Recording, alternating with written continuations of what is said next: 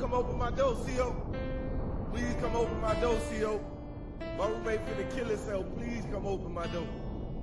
Man, the man got a razor. He finna cut his wrist. Please come open my door. You don't care. Man, please come open my door, CO. Oh, man, he done cut his wrist. He bleeding all over the place. Let me get some tops. I need something to smoke. Dog, they got me trapped. Dog, they got me trapped. Dog, they got me. Tell me why. Dog, they got me trapped. Dog, they got me trapped. Dog, they got me. Dog, they got me trapped. Dog, they got me trapped. Dog, they got me. Dog, they got me trapped. Dog, they got me trapped. Dog, they got me. Y'all, I can't even watch the sun rise. Man, I seen the stars through these prison bars one time, and they got my body, but I never let them take my mind. This crooked system got my homies doing sacred time. Don't get no visitation, cause it just might drive me crazy. Ain't pressed for conversation, cause I'm thinking about my lady. Tell her to hold on, make soon it's gonna be all gravy. Until they keep sending pictures of my little baby. I wake up screaming cause I'm dreaming I was home again, and that it seemed like this demon gon' be my only friend. Say man, the pen just turn my homies into stronger men. They hit the block and guaranteed to get it on again. My only sin is taking pride in the troubled life. A homicide, my homie Ty just called a double life. Look in his eyes, man, I ain't even had to ask him why. He had to shoot her, he was gonna be the one to die. Dog, they got me trapped. Dog, they got me trapped. Dog, they got me. Tell me why. Dog, they got me trapped. Dog, they got me trapped. Dog, they got me. Dog, they got me trapped. Dog, they got me trapped. Dog, they got me. Dog, they got me trapped. Dog, they got me trapped. Dog, they got me. And these CEOs, they just some pros in they work clothes. Supposed to be pro, like I don't know, they put it in their nose. Trying to get drove on the young pimpin' player like me. I tell them bros that I done seen them do it all in the street. College degree don't mean a thing, you still up to me. The only difference is you working, man, I hustle to eat. Hey dog, this tan suit don't make me any less of a man. I'm just incarcerated, trying to do the best that I can. Dealing with homies that's too fake and down for taking a life. Can't hold your weight, might meet your face, stabbed in the face with a knife. Ain't nothing nice when you engaged in a fight for your life. Can't get no sleep cause you got beef and they might sneak you tonight. But dog, they got me trapped. Dog, they got me trapped. Dog, they got me. Tell me why. Dog, they got me trapped. Dog, they got me trapped. Dog, they got me. Dog, they got me trapped. Dog, they got me trapped. Dog, they got me. Dog, they got me trapped. Dog, they got me trapped. Dog, they got me. That's what America was said to be. Stay out the street, that's what my mama always said to me. Faces to be things that I need, and my ambition is high. They tried to play it like me off cause I was trying to survive. Stuck in the system, these crooked ass politicians got my homies coming to prison under dope convictions. When them bad boys be moving all the major shipments, how could I miss it? They lock us up under false pretenses. And excuse me, Mr. President, come to the ghetto, let me show you how we pay the rent. See, can you be convinced to try and change a couple laws? Until then, I guess this thing was built to trap us all. Yeah. Yeah, this all my homeboys locked down behind them walls, you know what I'm saying? Stuck behind them gates and them balls, you know what I'm saying? My homeboy JB, keep your head up. Mike, everybody I know that been locked down, you know what I'm saying? Trapperville, Water, Lee County. Everybody, all them soldiers behind them walls doing what they gotta do, you know what I'm saying? It's about surviving behind them walls. These streets ain't nothing, you know what I'm saying? You got pistols, but behind the walls, it's just you know what I'm saying? Hold your head up, dog.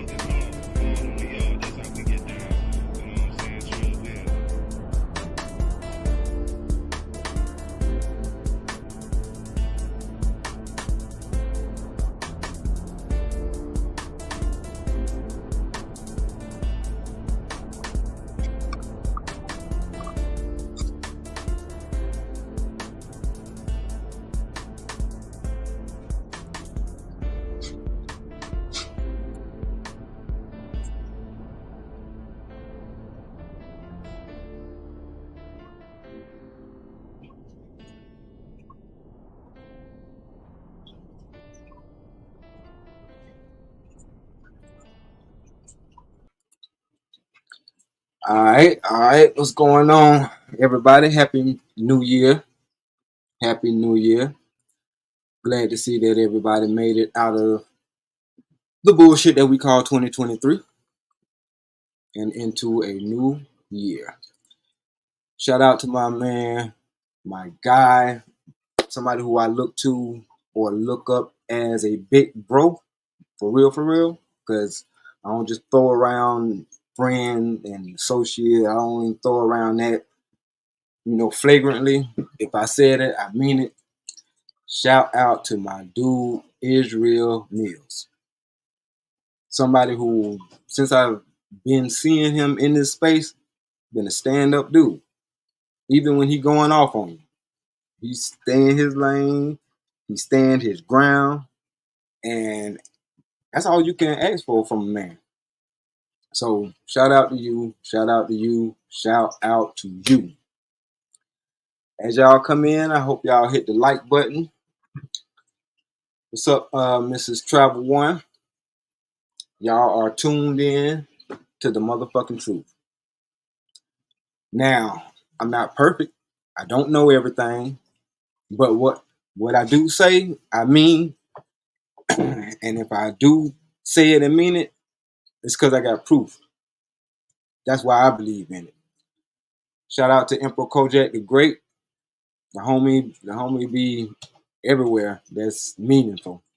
So, and you always got some good insight, good comments. So shout out to you, Imp.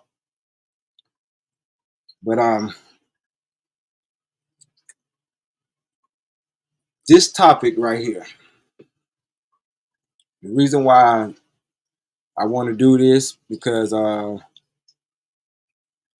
tired of the shit that's going on. I'm tired of people always complaining about it's not enough men speaking on it. So I'm gonna do my part. Let me go ahead and put this link in here.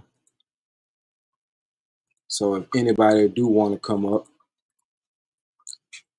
and chop it up with me, it don't have to be right now, but just whenever it'll be available to you.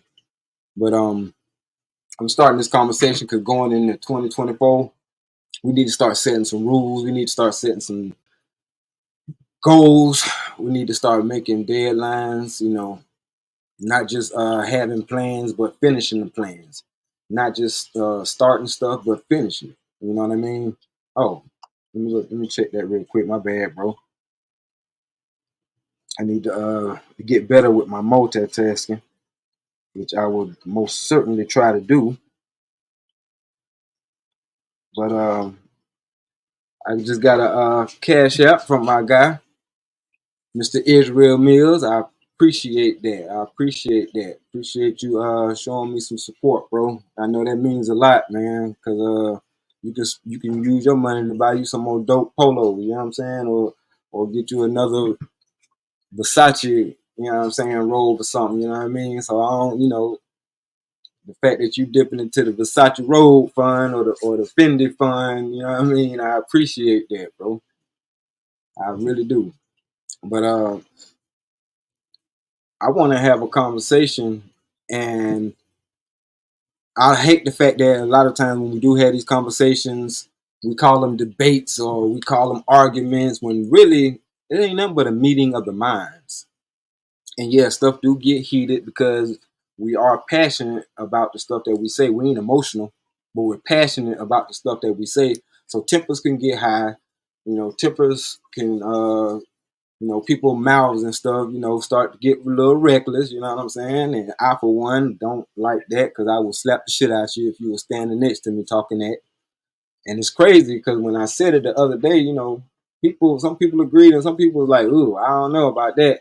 But I was watching the doggone show called The Rat Patrol. And this dude was about to go out there and try to save his brother, even though his brother was hooked up to a mine. And his partners that was with him, the military people that was with him, was like, "Hold on, bro, time out. We need to think this out." But he was just gonna run out there. So they kind of got into it, and the dude slapped shit out of him. And he didn't be like, "Well, why you slap the hell out of me?" It was basically like, "All right, I had to get my stuff together." Because people don't know. It's not about being violent. Slapping the hell out of somebody or pushing in a reset button is actually something that the doctors used to do. They used to be considered medicine. If a person is going in the shop, you slap them, you know what I'm saying? You bring them back, you know what I mean? And a lot of times when these folks be talking all reckless and crazy, in my mind, I think you're going in the shop. I'm gonna slap the shit out you, bring you back to reality. You know what I'm saying? A little touch. You know what I mean? I ain't trying to beat you up or whatever like that unless you want to take it there. But usually that, pushing in that reset button usually get a person back on track. And that's what I am. I'm the motherfucking truth. I'm going to be your reset button pusher. All right? When y'all motherfuckers start getting out of line, or what I consider out of line, because I think I got a pretty decent moral compass. You know what I mean? I'm not the fuck you over type of dude. You know what I'm saying? I used to be on demon time, so I know what it is. You know what I'm saying? I also used to, lie to folks, especially females, because for one, it was an easy way to get it. You know what I'm saying? But even in knowing what to tell you, to lie to you, I first had to know the truth. You know what I'm saying? Um, I ain't gonna get derailed in the conversation, but I will read a couple of comments. Let me see what we got here. So I can acknowledge my folks that took the time out to be here, because they could have been anywhere in this universe, but they decided to come and kick it with your boy, and I really appreciate that. But once again, what up, and shout out to Israel Mills. Salute to you, my brother. Like I said, I look at you like a big bro. You know what I mean? Like, I don't know you personally, but you know what I'm saying. Like I say, I fuck with anybody who,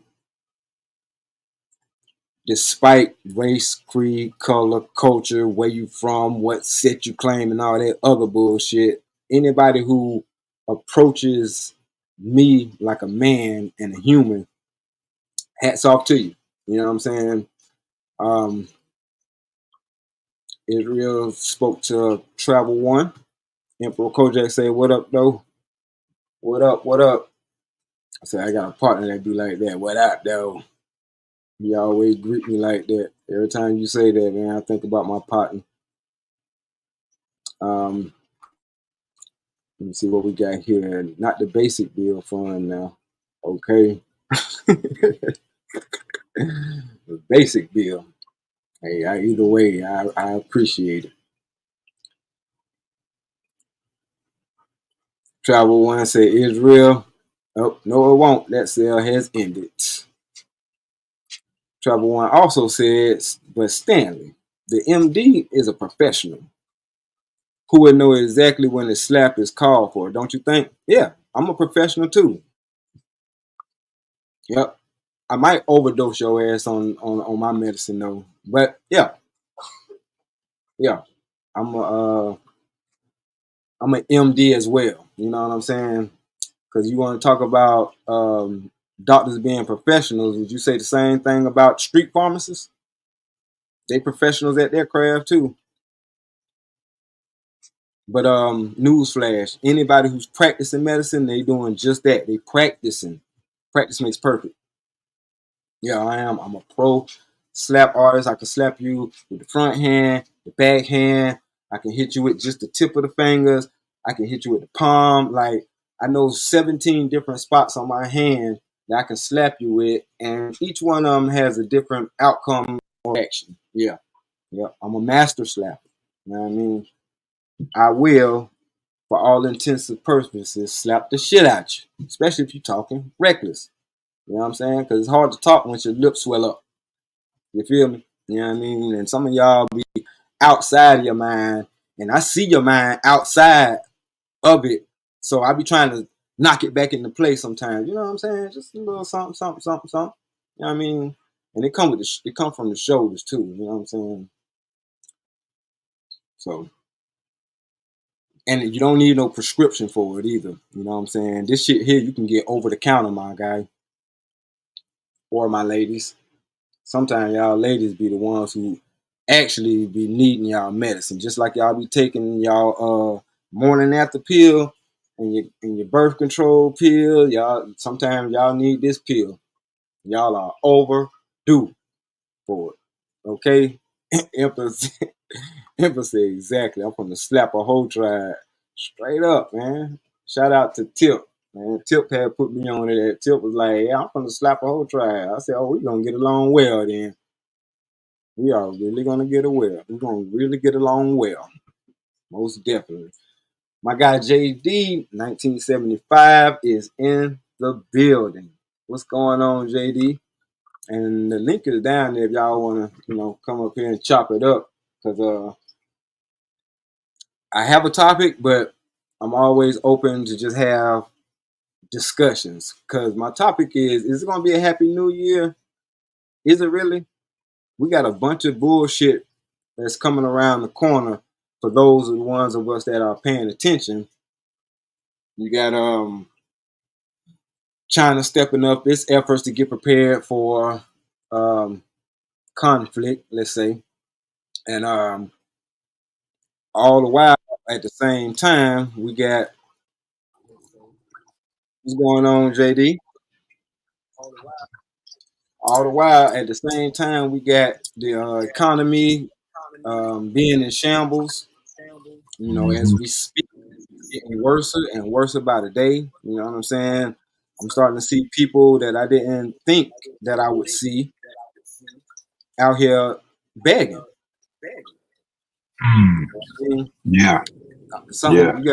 you got something playing in the background. It's causing a little bit of echo, bro. Okay, hold on. All right, but other than that, you good.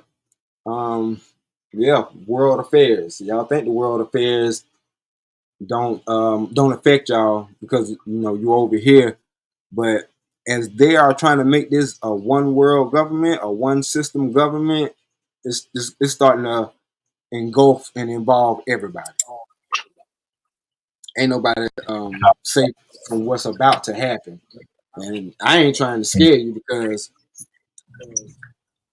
not only has this already been predicted and talked about for the ones that do, understand and Mhm. realize the stuff that's in Revelations that God talked about as far as the end coming, and a third of the earth being destroyed.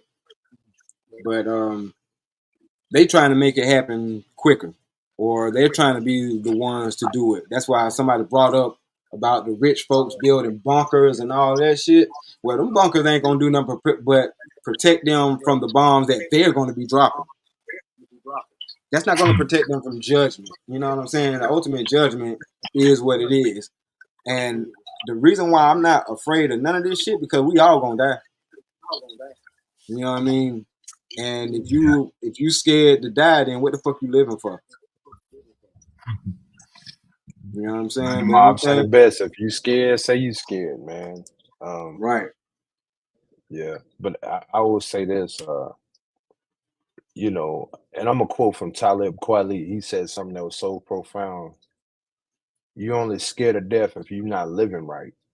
If you lived Facts. out your right and righteousness, and you know, you're fulfilling your purpose. As long as you're fulfilling your purpose, it could be tomorrow. No one knows the time or the day. But Absolutely. as long as you're fulfilling your purpose, how you were designed and why you were designed and how, who, what, when, where in your design, man. Look, as long as you do that, you're gonna be good, man. But a lot of us, unfortunately, we trying to live life by status and clout. And unfortunately, what's gonna happen is those are the people that's gonna really, really get the the really big surprise and the shock. That's why the book Hmm. is called Revelation. It reveals. Yep. It reveals, and it shouldn't be to no less or surprise to us because let's be real, we have ideologies, we have philosophies, we got a whole lot of stuff. But this stuff was in a book, um, and true indeed, it was translated. But these are the exact same things what's going on in today's time. That whether a straight up good pastor or preacher or bishop was preaching in the pulpit, and was always wanting to communicate with people, what's going on. And basically you just here to get your soul straight. You got to get your Right. soul right, man. Everything else will Mhm. come into place. Your soul is where everything is. Um, and your purpose. But yeah, man, I want to salute you, man. I had to come over here, man. I had to. It was only right. And Appreciate I've been like everybody else battling a cold, sniffles and all you. that stuff, Mhm. man. You know But what? I'm gonna mhm. not to cut you off, but I'm gonna speak on that because I'm not monetized and I'm not scared of being deplatformed because fuck y'all. But the reason why everybody getting sick, bro, is because they doing this shit to us. They poisoning us. You know what I'm saying? Mm, When folks was talking about the chemtrails and shit like that years ago about how they be spraying stuff in the air, people laughed at it, people overlooked it. Oh, what that mean? That don't mean nothing to me. All right, until your ass gets sick, until your whole neighborhood sick, until the whole country is sick. Then you'll start wondering, right. well, where the fuck everybody getting sick? Because it's one thing for us to get sick like we used to do back in the day. We'd be down for a couple of days and then we'd be all right. No, this shit Mhm. is lingering because they putting it in us. They spraying it on top of us. And I'm not gonna be the one. I'm not one of the ones that's afraid to admit it. I've been knew about this shit. They've been spraying us with Right. this stuff. That's why I've been trying to stay away from certain things. You know what I'm saying? I don't eat fast food at all no more. You know what I'm saying? Right. Because Right. man, look, it's not real food. It's Franken meat. You know what I'm saying? When they started coming out with the impossible this, if it's impossible, then it's gonna be impossible for my body to digest it. Simple as that. Like y'all not telling us Yeah. what's in this shit, but y'all want us to eat it. Nah, I'm straight on that. And Mhm. this what we have now, it ain't no COVID. You know what I'm saying? That's just some bullshit that they made up. What it is they took the flu virus and they took the RSV virus, they combined them and they gave it the super soldier serum. Let me put it like that. They didn't hyped it up. Ah. Yeah, you know what I'm saying? That's all it is. And the reason how I know this is because what's going on now is actually what was supposed to happen when this COVID shit first came out. Because if y'all remember when it first came out, they said that it was a respiratory infection or a respiratory type disease, right? Well, Mhm. I knew that was some bullshit because my wife has asthma and it didn't affect her. You know what I'm saying? I'm like, okay, so she could smell a flower and go crazy, but it's supposed to be a respiratory infection out here and it ain't bothering her. Nah, her respiratory Mhm. system would be the first one attacked because it's so low. You That's know what I mean? right. I got you. So Yeah. just putting two and two together and not saying I'm the smartest person in the world, but I'm like, yeah, no, that ain't what it is. You know what I'm saying? Y'all, that's probably what y'all try to make it, but you fucked Right. up Right. because y'all humans, y'all gonna fuck up. You know what I'm saying? That's why all of this shit was a trial. These last couple of years was a trial. I'm coming up on the 2 years after the jab was introduced, and a lot of Mhm. doctors who were told to shut the fuck up were saying that the 2 year mark is really going to show how bad this infection really is. You know what I'm saying? Mm. And Bill I dumbass, yeah, Bill dumbass Gates also told y'all that first pandemic was a dry run. It was a test run, and not only was it a test run on seeing what kind of disease can we create, but it was also a test run to seeing how willingly people would just throw away their own security to give it to give their security to the power of the government, which the government don't really mean no fucking good. If it did, we wouldn't be in the position that we are now. You know what I'm saying? So I'm just putting that out there. You know what I'm saying? I ain't scared to speak on it. A lot of this shit I used to be, and I can admit I used to be afraid to speak on it because a lot of people that had spoke on this shit then ended up gone. You know what I'm saying? And I ain't finna name any names, but it's a lot of people that was telling us this shit and they're gone now because the powers that be don't want you putting out the truth.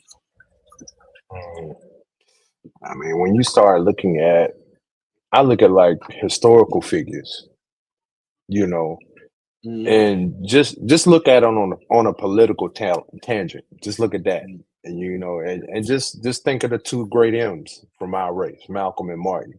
If Right. that does not spark you to wake up in terms of what's going on, in terms of, like you said, what's going on in the environment, the things that we cannot control, they're trying to use those variables to control us in a lot of ways, and it's very, very startling. You know, you have to think twice about going outside and how you go outside now. And that's a Right. damn shame. I Right. remember there was a movie, it was with Bruce Willis and Boris Kodjoe. I forget the name of it, but Mm-hmm. basically everybody had to operate with a clone version of themselves outside, but their real Right. version of them was there, but they were a lot older. You get what I'm Mm-hmm. saying? Mm-hmm. And it's funny how you see these things in media, whether it be from Disney, whether it be from just the news. The news by itself is crazy. It's almost like we'll give you a visual, but we're not going to tell the truth of the visual. It's like Right. if they're showing, like right now, your background is blue, but they're going to do Mm-hmm. everything verbally to tell you that it is not the color blue, Right. knowing that if what you see with your own physical eyes and discern, that hue is a certain color of blue. But Mm-hmm. unfortunately, we're living in a time where, the truth is far more harder to swallow. Everybody's looking for a diluted truth. Yeah. And if you get a concentrated, straight up in your face truth, then you ostracize out. Then then you go through that cycle of what Martin and Malcolm going through, Mm-hmm. the scrutiny. Yeah. Even within the own people in ranks around you, they call hell from that. Right. So, you know, think of them in that aspect and bring that to your home front. And that's what we're living right now, particularly us as melanated people. Mm-hmm. We're looking for a leader to lead us out of this. It ain't gonna be no leader. We have to be the leaders. I keep saying this. The common Right. man is about to be the hero. Straight Right. up. All up and down. The common man has to be the hero. And the reason why is because we have to lead our families, you Mm-hmm. know, to no lesser of a what Uncle Jeff said, we have to get a village concept now. Mm-hmm. That's what we're gonna have to develop. Like I said, I'm growing my vegetables and everything right now. I got Right. lettuce over here, I got peppers down here. I know where some of my stuff is growing. Now granted, of course you're gonna have to go to the grocery store and get some things. But Mm-hmm. I was saying a couple of my segments ago, my grandparents, they may not have had all the money, but they would trade with other people. I watched it grow. Right. Some people had tomatoes, but your next door neighbor might have potatoes. But you ain't Right. got no potatoes. You take your extra tomatoes and you trade them out. That's what we're gonna Barter. have to get back to, you Barter know, system. Mm-hmm. barter system. I mean, you might got chickens, but somebody got hogs. Well, guess Right. what? We gonna barter. And believe it or not, that's wealth. It is. Don't let nobody fool you in stating that, oh, you just got a little bit of this or a little bit of land. If you got some land, hold on to it. Right. And if you can get access to some land, get it. You know, but I don't want to get you off No, um yeah, you not on the though. You target. no, you not, bro. But like I said, all these conversations needed to be had. My little brother, Magnificent Visions, here in the chat now. We trying to get some Okay, land. We trying to get some land because our goal is to start off trying to build a village or a compound. You know what I'm saying? Get us a nice right, little right. land. You know what I'm saying? Put a crib on it. You know what I'm saying? We live out that Put a crib couple and of then cribs we on it. expand. Huh? Put a couple of cribs. Put a Exactly. couple of Yeah. cribs on there. Right. You know what I'm Because saying? I mean, do it like farmland. Like Mm-hmm. I didn't realize how deep farming is. But Yeah, like bro. now, I mean, unfortunately, they did us wrong, Oh like yeah. seriously wrong in terms of us and farming. But Like I remember when I used to deliver appliances, we had to go out to a farm, man, and it was so peaceful and serene. But Yes. you had the main house, and you had about 4 or 5 other houses around there, and it was Mm-hmm. cheaper for the whole family. Right. That's what you need to get to. Yeah. And Yeah. believe it or not, even if they wanted to sell off the land, they had access and to keep that money within the family. That's what you call Right. generational wealth and Mm-hmm. thinking. You know, Because to be honest with you, they wouldn't really sell off the land. They'll let people come and live in the houses, and they'll keep the land for themselves. That's what Yep. That's what the Europeans have been doing forever. You know what I'm saying? Because what inspired me, to be Mhm. honest with you, not just the fact that me and my brother have been having these conversations, but what inspired me is I went to a anniversary of a couple that passed away, and we had to Mhm. film it. You know what I mean?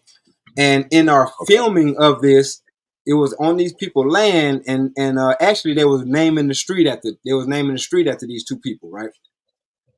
Right. Black Right. people. These are two black people.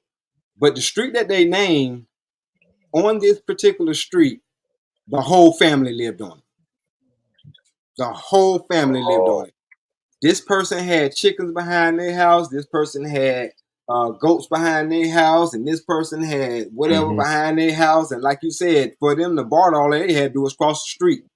But they had this Mhm. actual they had this big cookout. You know what I'm saying? And you seen people coming from across the way or whatever like that, bringing their items to the cookout. Like, this is what our family contributed to this, this function right here. And I was like, damn, I Mhm. was blown away. I was honestly blown away. I'm like, I didn't even know niggas did this. Right. You know Right. what I'm saying? And it was like, it was wonderful. You know what I'm saying? Like, it was like a young couple who was just starting out or whatever like that. They even had their own little spot. You know what I'm saying? And it was just like, this is how we were supposed to live.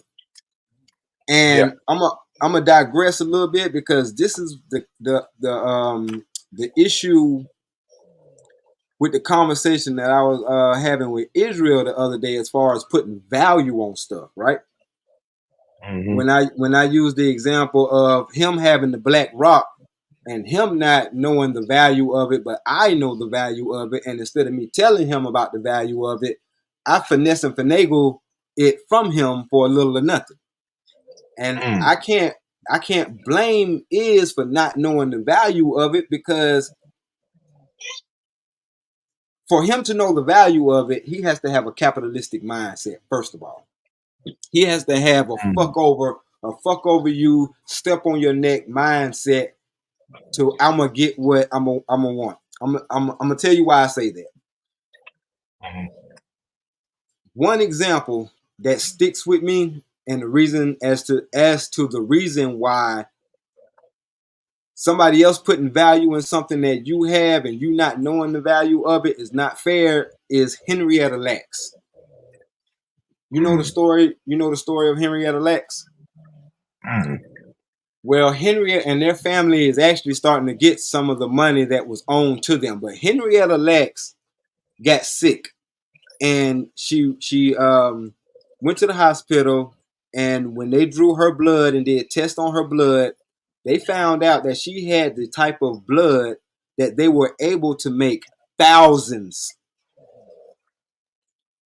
patent thousands of cancer killing diseases. There's Oh. thousands of cancers that have been killed off of her blood. So when I heard that, my mind was like, no, because Henrietta Lacks wouldn't have known that her blood did that. You feel what I'm saying? She wouldn't have Mhm. known that that much value was in her blood, except for the fact that life is in the blood. Right. So for Right. somebody to make untold billions just off of her blood, I Mm. can't say that it's her fault for not knowing her value of her blood. Just like set her to the side. Just like this Mhm. whole country. This whole country has been industrialized, right? because somebody thought in their feeble ass mind that it would be better to industrialize the United States instead of enjoying it the way the Aboriginal people of this land enjoyed it. You can't put a price. You can't put a price on the sunset. You can't put a price on a beautiful scenery. You know what I'm saying? But these people with these corrupt, demonic people will, and they have done this. If there is a tree in my yard, I value this tree because I know that this tree gives off whatever fruit that is bearing, and it also gives off oxygen, right?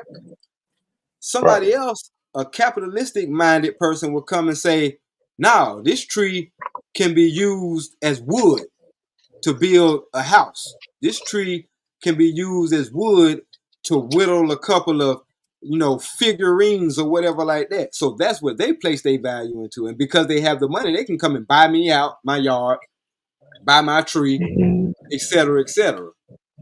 But the value that that person put on that tree is not bigger than the value that I put on it, because I value it for the same reason that God put it here, Right. for me to appreciate the fruit that it brings, or Fair. whatever, or whatever it bears. You know what I'm saying? The oxygen that it gives Yeah. me and the carbon dioxide that I give it, because it's a cycle. You know what I'm saying? It needs me and I need it.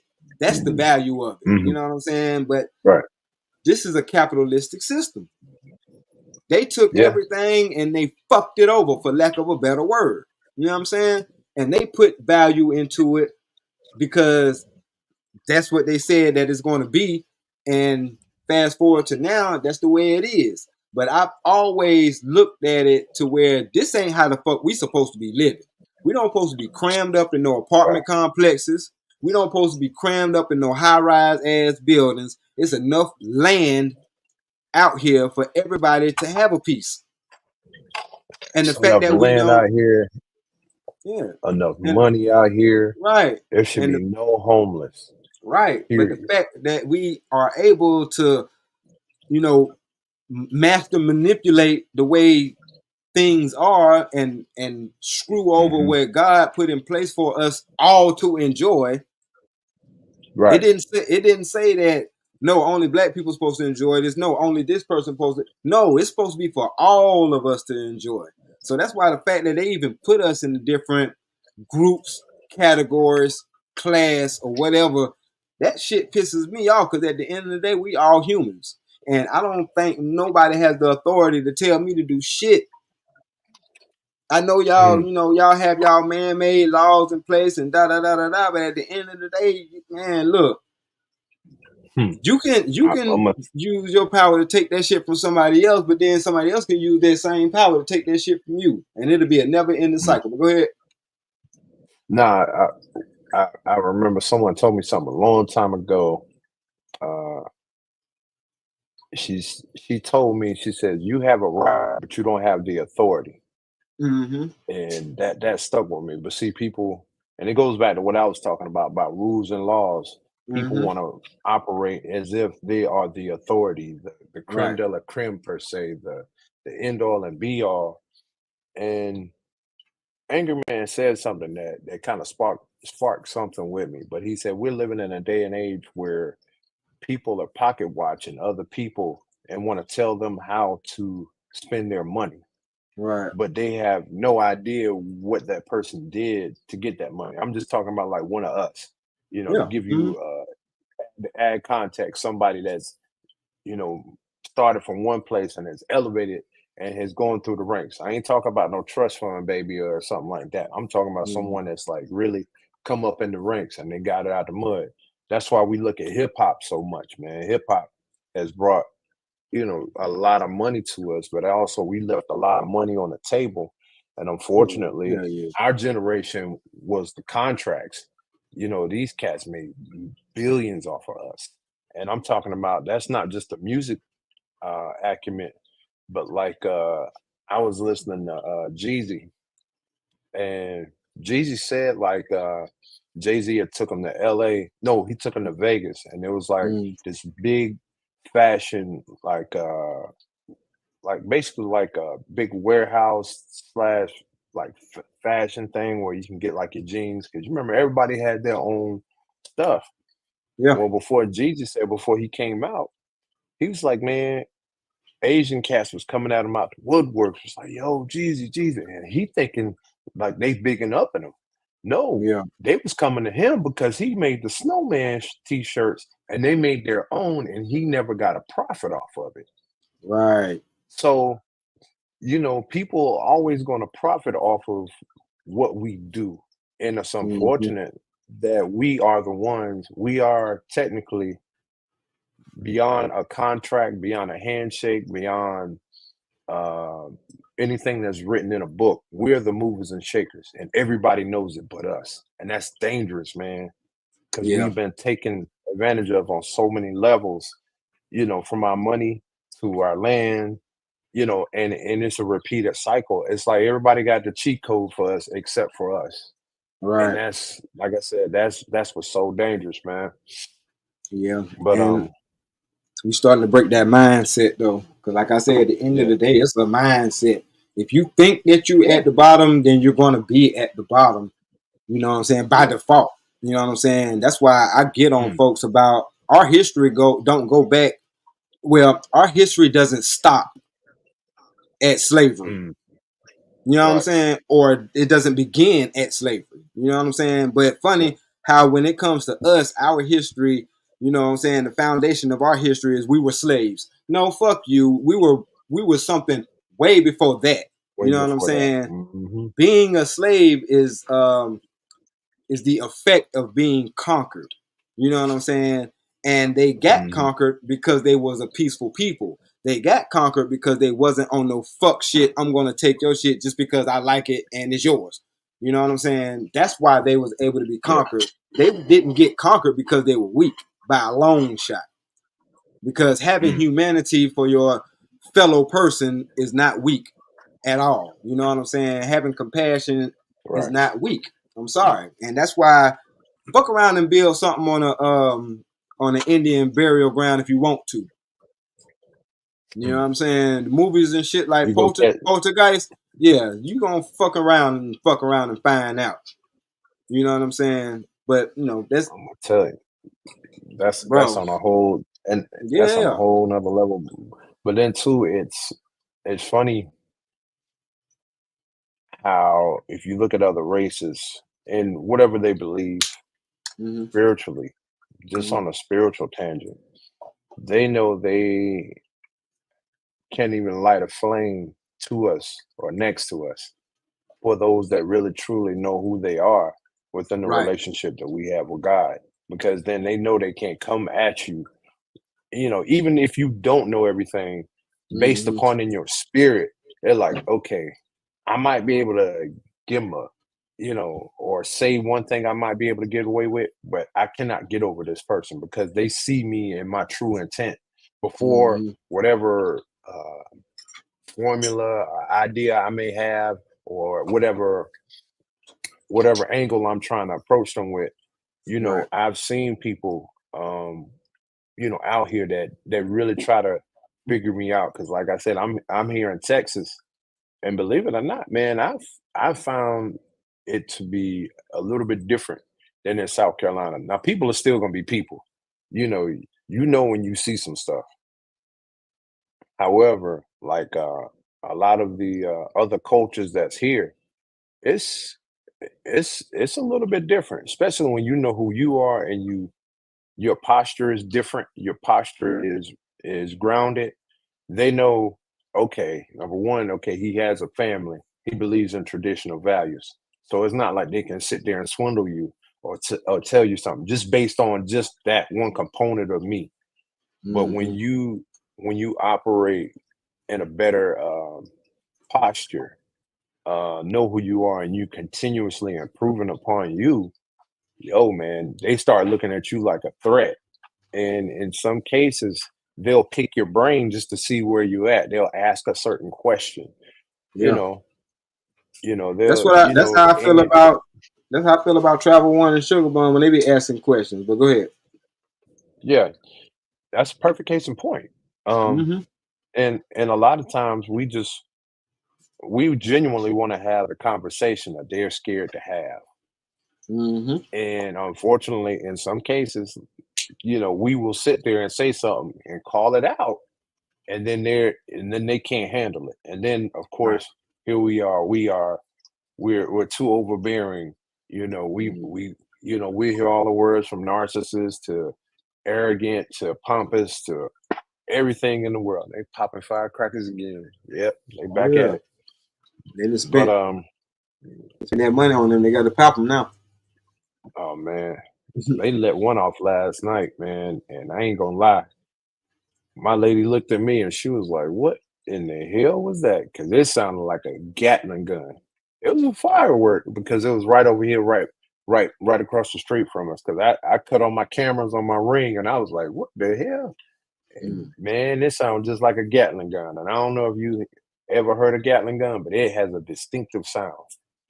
But Oh I mean, it yeah. was like it had to be over 1,000 rounds that they let Right. off with that particular firework. But I want to get to it from the conversation. But yeah, man, once you know who you are and you are who you attract, that's the other thing. See, we know once you get to know who you are, ain't too much BS you can really pull over my eyes, especially as you Yeah. get older, Yeah. and we've been, I mean, Malcolm said it best. We've been we've been led astray, we've been Bamboozled. bamboozled. So, Mm-hmm. and We people have. don't understand how, yeah, people don't understand how much prominent that line is from that movie, and even in the autobiography of Malcolm X. Mm-hmm. We I'm gonna go we're into a little bit deeper with that mhm, because what he would meant was we've been tricked to believe that we at the bottom. We've been tricked to believe that the only thing that we good for is being somebody's labor force. yeah, You know what I'm saying? We've been fucking bamboozled. Fuck these companies. You know what I'm saying? That's what made me say, you know what? I got to get off this corporate hamster wheel and do my own thing. I'm steady building up somebody else's legacy. I'm steady building up yeah, somebody else's company. What the fuck am I gonna do with mine? Why is my company sitting there stagnant? Because I'm not putting in as much effort into my shit as I'm putting into their shit. I'm putting in 40 hours a week in their shit or more, but I'm putting right, in 2 or 3 hours a week on my shit. Something is backwards, and I had to shake that. You know what I'm saying? And we was doing it, mhm, or I was doing it under the guise of, oh, I got to pay these bills. right, right, And right, when I stopped doing that, when I changed my mentality, my motherfucking bills didn't stop getting paid. I mm, actually, my value went from shit roughly. I think it was like $120 a day once I break down my salary to mhm, three. It with certain jobs, it's between 250 and 400 just for me showing up. You know what I'm saying, for that day, and that day consists of 8 hours. You know what I'm saying. Whereas yeah, even me being number two at my job, I was right under the general manager. I still was a less than $200 a day person. You know what I'm saying? No, my value oh, is this. I'm setting my value. You know what I'm saying? mm, The fact that I filled out an application, because on the application, the most important question that they ask you is mhm, how much do you think you're worth? What do you mhm, think your salary should be? And for the longest time, I always put minimum wage mm, and never wow, realized that by me putting that on there, I was telling them that I wasn't worth shit. mm, I'm worth I'm worth the minimum wage. And every time I did that, I ended up getting that job. It wasn't until I started telling them, no, bitch, I know this might be fast food, but I want $100 an hour. then they look at you like you crazy. I got you. No, Look they at you actually like you didn't. don't speak. Oh no, okay, so you Really? want to be a manager. You want to be a manager. Okay, well, we need to have a Oh, different they conversation. changed the conversation. Yes. Okay, yeah, they changed it. They get okay, yeah, yeah, yeah, yeah, yeah. And that's Yeah. the thing. you know, Les Brown always says this, and I say this to my son: there's greatness inside of you. Mm-hmm. And when you realize that, you will know the value not only of your time, but of what you're worth, Right. period. Once you See, do no. that, you can set your own, like if you look at like some of these people, like Israel Mills, perfect example. If Iz was to get out here like Les Brown and do public speaking and things of that nature, yo, he would make a killing. Yeah. Yeah, exactly. Israel, I was just saying that in another chat. That was clearly said. Oh yeah, man. Yeah. Man, shout out to Iz, man. Yeah. I'm Yeah. sorry, Cause I man. just I I just was wanted the hold on. job. Go ahead, bro. Do your thing. No, no, this on a whole different tangent. Yo, Mm-hmm. Trucker Yell about to be getting on Israel Mills behind. Michigan beat Alabama in Oh overtime. man. Mm, So mm, you mm. know when Iz fire up the stream tomorrow, It's going Yell gonna be down. going in. Yeah, yeah. Unfortunately, this gonna be Israel. If you're listening, man, we'll take over for you tomorrow, man. It's no problem that way. If you need to lay low, we got you. We'll hold it down, bro. Trust me. Just Right. just give us the talking point. Yeah, but Bet. I just wanted to say that I was looking at the score of the game, man. Yeah. I know That's what's up. Texas, we playing a few. Yeah. Yeah, but I mean, I'm glad I have the voice now to be able to say some of this stuff, man, because Hmm. I know I'm probably not the only one that did it. The reason why I did it, as far as the minimum wage thing, is because I was a felon. I needed a job, Hmm. so Yeah. I'm trying to get in. I'm just trying to get in because I know once I Yeah. get in, my work ethic gonna take over. You know what I'm saying? But I just needed to Right. get in, and nobody ever told Right. me. You know what I'm saying? No, don't put no damn minimum wage down. They asking you that because they really want to know, what do you think you're worth? You know what I'm saying? And Mm-hmm. it wasn't until I became a manager, until I started looking at applications and things like that. And when I got on the other side, I started realizing that no, man, some people out here in this world, they actually know their worth. They're not tripping when they say they want $20 an hour. They know what they worth. Hmm. You know what I mean? Yeah. Oh So, yeah. And and believe it or not, right now, a lot of us, other than entertainment mm-hmm, and even in big businesses and even managerial positions, we are realizing besides them, you know, mm-hmm, we, the common man, the blue collar man, the yeah, man that no matter if he eating peanut butter or jelly or filet mignon, he's still the same person. facts. We're starting to realize, number one, that our worth is far more greater than what y'all put and compartmentalize Mm-hmm, in us in a box. And man, I'm trying to tell you, through that, a lot of people, companies, big businesses are scared because now we like, nah, okay, you're not giving us for 400 years or what done happened. Well, guess what? You're right, gonna pay me in another way, and I'm gonna right. hold you to it, and I'm gonna go by the guidelines that you put on me and Mm-hmm, lock that in on you. mm-hmm. And now you have no choice. Because it ain't no But fun when the rabbit got the gun. exactly, exactly. So these people have to recognize and realize that there's a season for everything, Mm-hmm, and that season is coming up. And even some of us have to learn that lesson. Let's be real.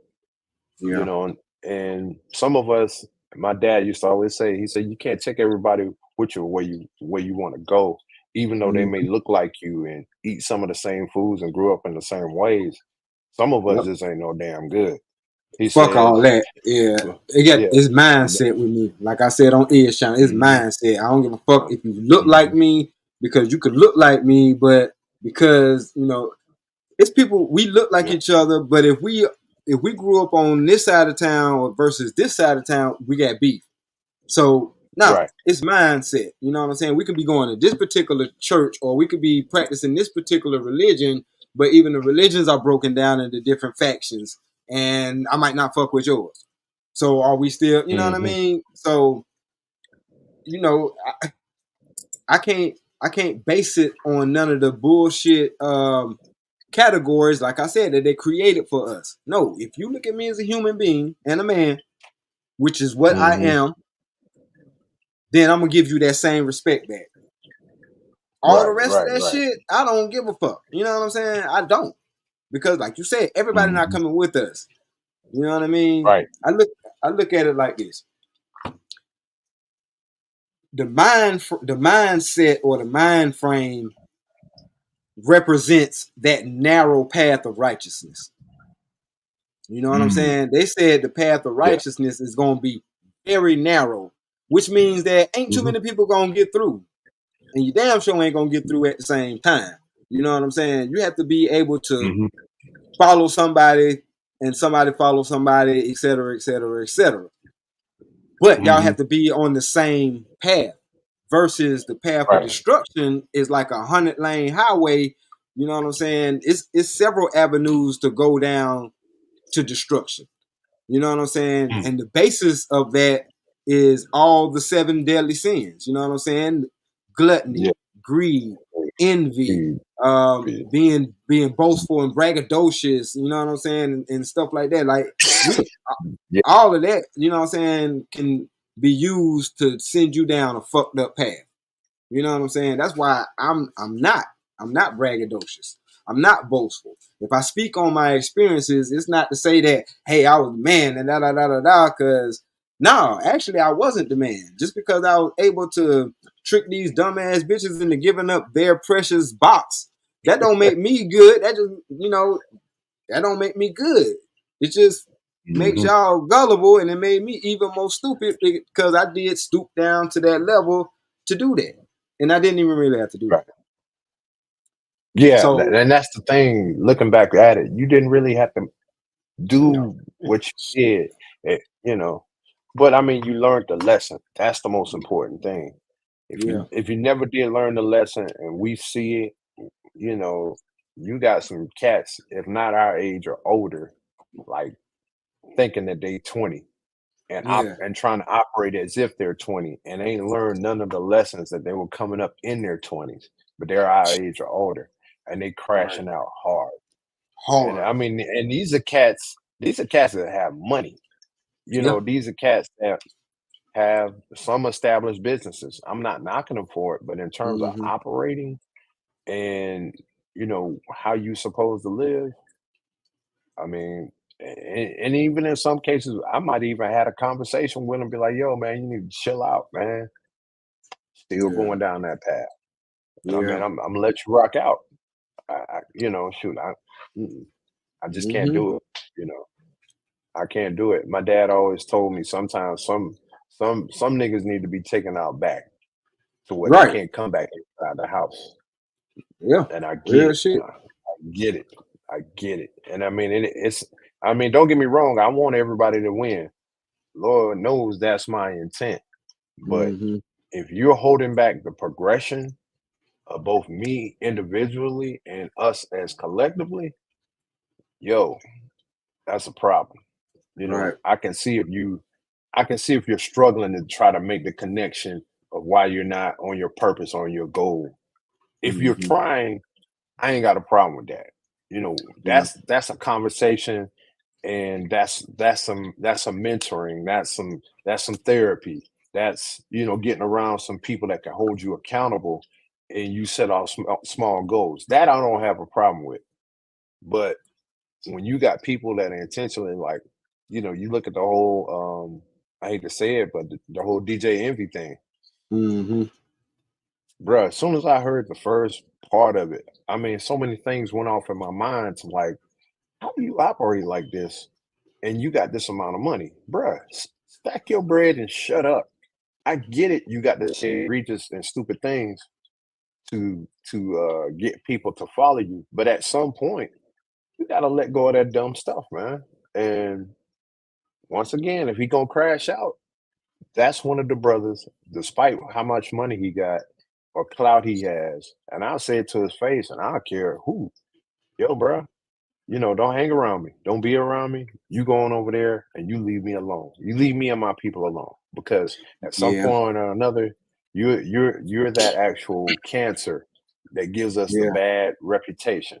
And if we would go to war tomorrow, you be the first person, there they go. They over there. Mm-hmm. I don't need Yeah. that. I Mm. can't afford it. I've Can't been afford it. not saying that I really watched that dude, but I've seen enough of him to know that I would slap the shit out of Envy if I ever seen him in real life. For Yeah. real, I don't, Yeah. cause I don't like men that don't carry themselves like men. That shit just, it does something to Yeah. me. Like, you Yeah, know what I'm man. saying? Like, Hmm. just because you got money, motherfucker, that don't make you shit. I'll rob the fuck out you. No, I won't. I'm lying. I'll just take your shit. But no, just because you got money, that don't make you nobody. It's Yeah. money doesn't make the man. The man makes the money. Makes the money. You know what I'm saying? Facts. So when people be Facts. like, "Oh, but he got all right, he got it all right," until somebody like me come and take that shit from him, then he ain't got it. Yeah. And I ain't And let seen me tell damn you one of something. y'all motherfuckers cash a check when y'all ain't here no more. So that Mm, money shit, man, miss me with that. Straight up. Go mm. ahead, bro. That's facts. Nah, I was just saying if they can like when was it? It was like 3 or 4 years ago, and I was listening to Bun B, and he was saying, somebody had broken in his house, and was about to rob him. You know Yeah, I what I'm seen that. saying? Mm-hmm. Yeah. And if they can do it to Bun B, and I mean, I don't know him per se, but from what I can figure from him, like, yo, I know he got some type of street code, street cred, all of that. So if these cats can touch or have Man, access to him like that, guess what? man, You know, anybody could be touched. And I yeah, know some things and I can't really speak on it, but yeah, yeah. I got you. That's your everybody can brother, be touched. Yeah, this my little bro right here, man. Luke, man. What's Ron Mac. happening, man? Good. What's up, What's family? going Y'all can on, hear bro? me? Can y'all hear me? Please tell me you Yeah, can Yeah, hear yeah, yeah, yeah, you got yeah. that You good, God bro? mic, boy. Your mic loud Yeah, and clear. man. Uh, me. crispy, crispy. I'm Hey, on hey, AirPods, man. You made me want to put this thing up. okay. Goddamn, you Nah, can't but come y'all up on my sound shit great, with a man. better mic than me, man. Hold up. But Y'all oh, sound great, man. What's up, man? What's going on? But ain't you're nothing right. much. Anybody can be touched. I just heard y'all say, look, I got a picture of a few people that's been touched already, and they Mm-hmm. was very Yeah, powerful individuals in their own right. Right. Um, yeah. but what's up, man? How you doing, JD and What's Stan? up, bro? Stan the What's going man Yeah, with the on? man. plan. Yeah, I man. Just can't getting call it. out here, man. Making a little noise, man. Just trying to get this YouTube algorithm to You do Do what what it it work in do. do. our way. Do what Yeah, it Mm-hmm. make it do what it do, and at the same time talk our truths and Talk your talk, let people man. understand. Yeah, Yeah. let everybody know, like, hey, it's some real cats out here, and it ain't just street talk. These are people that have seen things, have learned things, and I just want to pass on that knowledge, man, to the next generation. You know what I'm Right. saying? Right. Hey, hold on. Let me read this real quick from Travel One. I think she put like she said two things I want to really dive into real quick. Do you both see how women are used? Because you said you've done it. You must realize the women is broken, and no, it's not an excuse, it's facts. Black girls are in survival mode and were broken by men. Okay, let me respond to that real quick, Miss Travel One. Mhm. Well, I can't say that the women that I did that to were broken by men, Mm. but I did capitalize on the fact that they made dumbass decisions. Like, you can be complaining about this dude and hurt you, and this dude did you whatever kind of way and whatever like that, and just because I'm saying, oh, he did, oh man, I'll never do that. You know what I'm saying? Like, I don't know why the hell he'll do some shit like that to you. You so pretty, and if you fall for that shit and let me smash, it ain't. just because I'm trying to take advantage of you because you broken. I just see that you haven't did the work to realize that, damn, I fell for some stupid shit. What can I do to not fall for some stupid shit again? Because you about to fall for some stupid shit again by me saying, because half the times I'm not even going to tell you my name. And a lot of times when I did that shit, it wasn't to be evil or nothing like that. I just did the shit because if you ever caught me cheating, you going to call me by the wrong name. I'm going to be like, I don't know that nigga. Because I had that happen to me. Bitch ran up on me like, Quayshawn. I'm with my girl. My girl know my name ain't fucking Quayshawn. I'm looking at you like you fucking stupid. Yeah, that was just, I was a player extraordinaire. Cause one thing I'm not about to do is tense up or be, on the damn defense because some bitch ran up on me talking about I did something or said something to her or no, I don't give a fuck. You let me do it. Did I take it from you? No. Well, then what the fuck are we talking about? So, you know what I'm saying? I'm not finna end up with no bullshit situations like a lot of these niggas end up with because even though I was a fucked up dude, I was a fucked up dude to fucked up bitches. If you don't want to learn, you gonna learn today. Stop giving your pussy to niggas you don't even know they fucking real name. Stop listening to these niggas just because they amen in your bullshit. Because as a woman, you know that him amen in your bullshit and not checking you on your bullshit mean that he ain't shit. Fuck out of here. And this is not to you, Travel. I'm not fussing at you, but I'm just fussing at the women who will fall for some stupid shit and then blame the nigga for telling them some stupid shit for them to fall for it. No, it's your job to not fall for the stupid shit.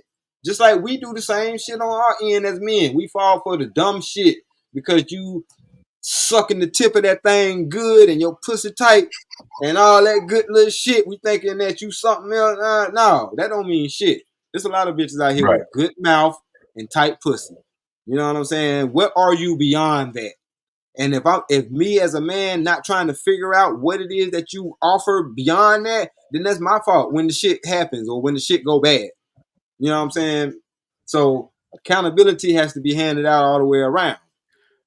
And y'all want to say anything on it? Y'all want to put that back up so y'all can see it?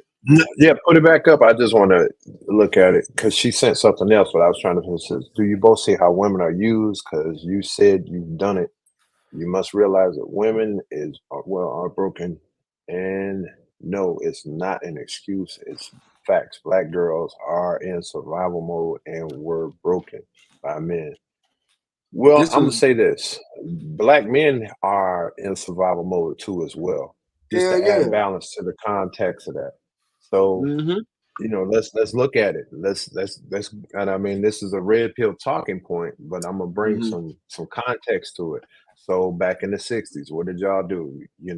Y'all have received and wanted equal rights, which was cool. You got your equal rights, voting, everything, a whole lot of things was happening.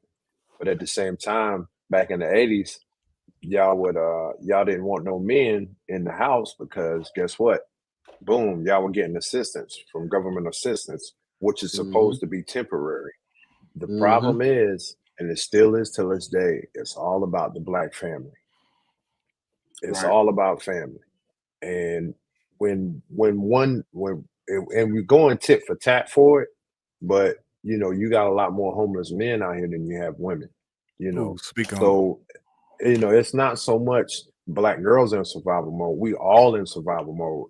Yep. And unfortunately, just because what makes you hurt, we may not see, we may not see, we may not see it as much because we're going through the prison systems.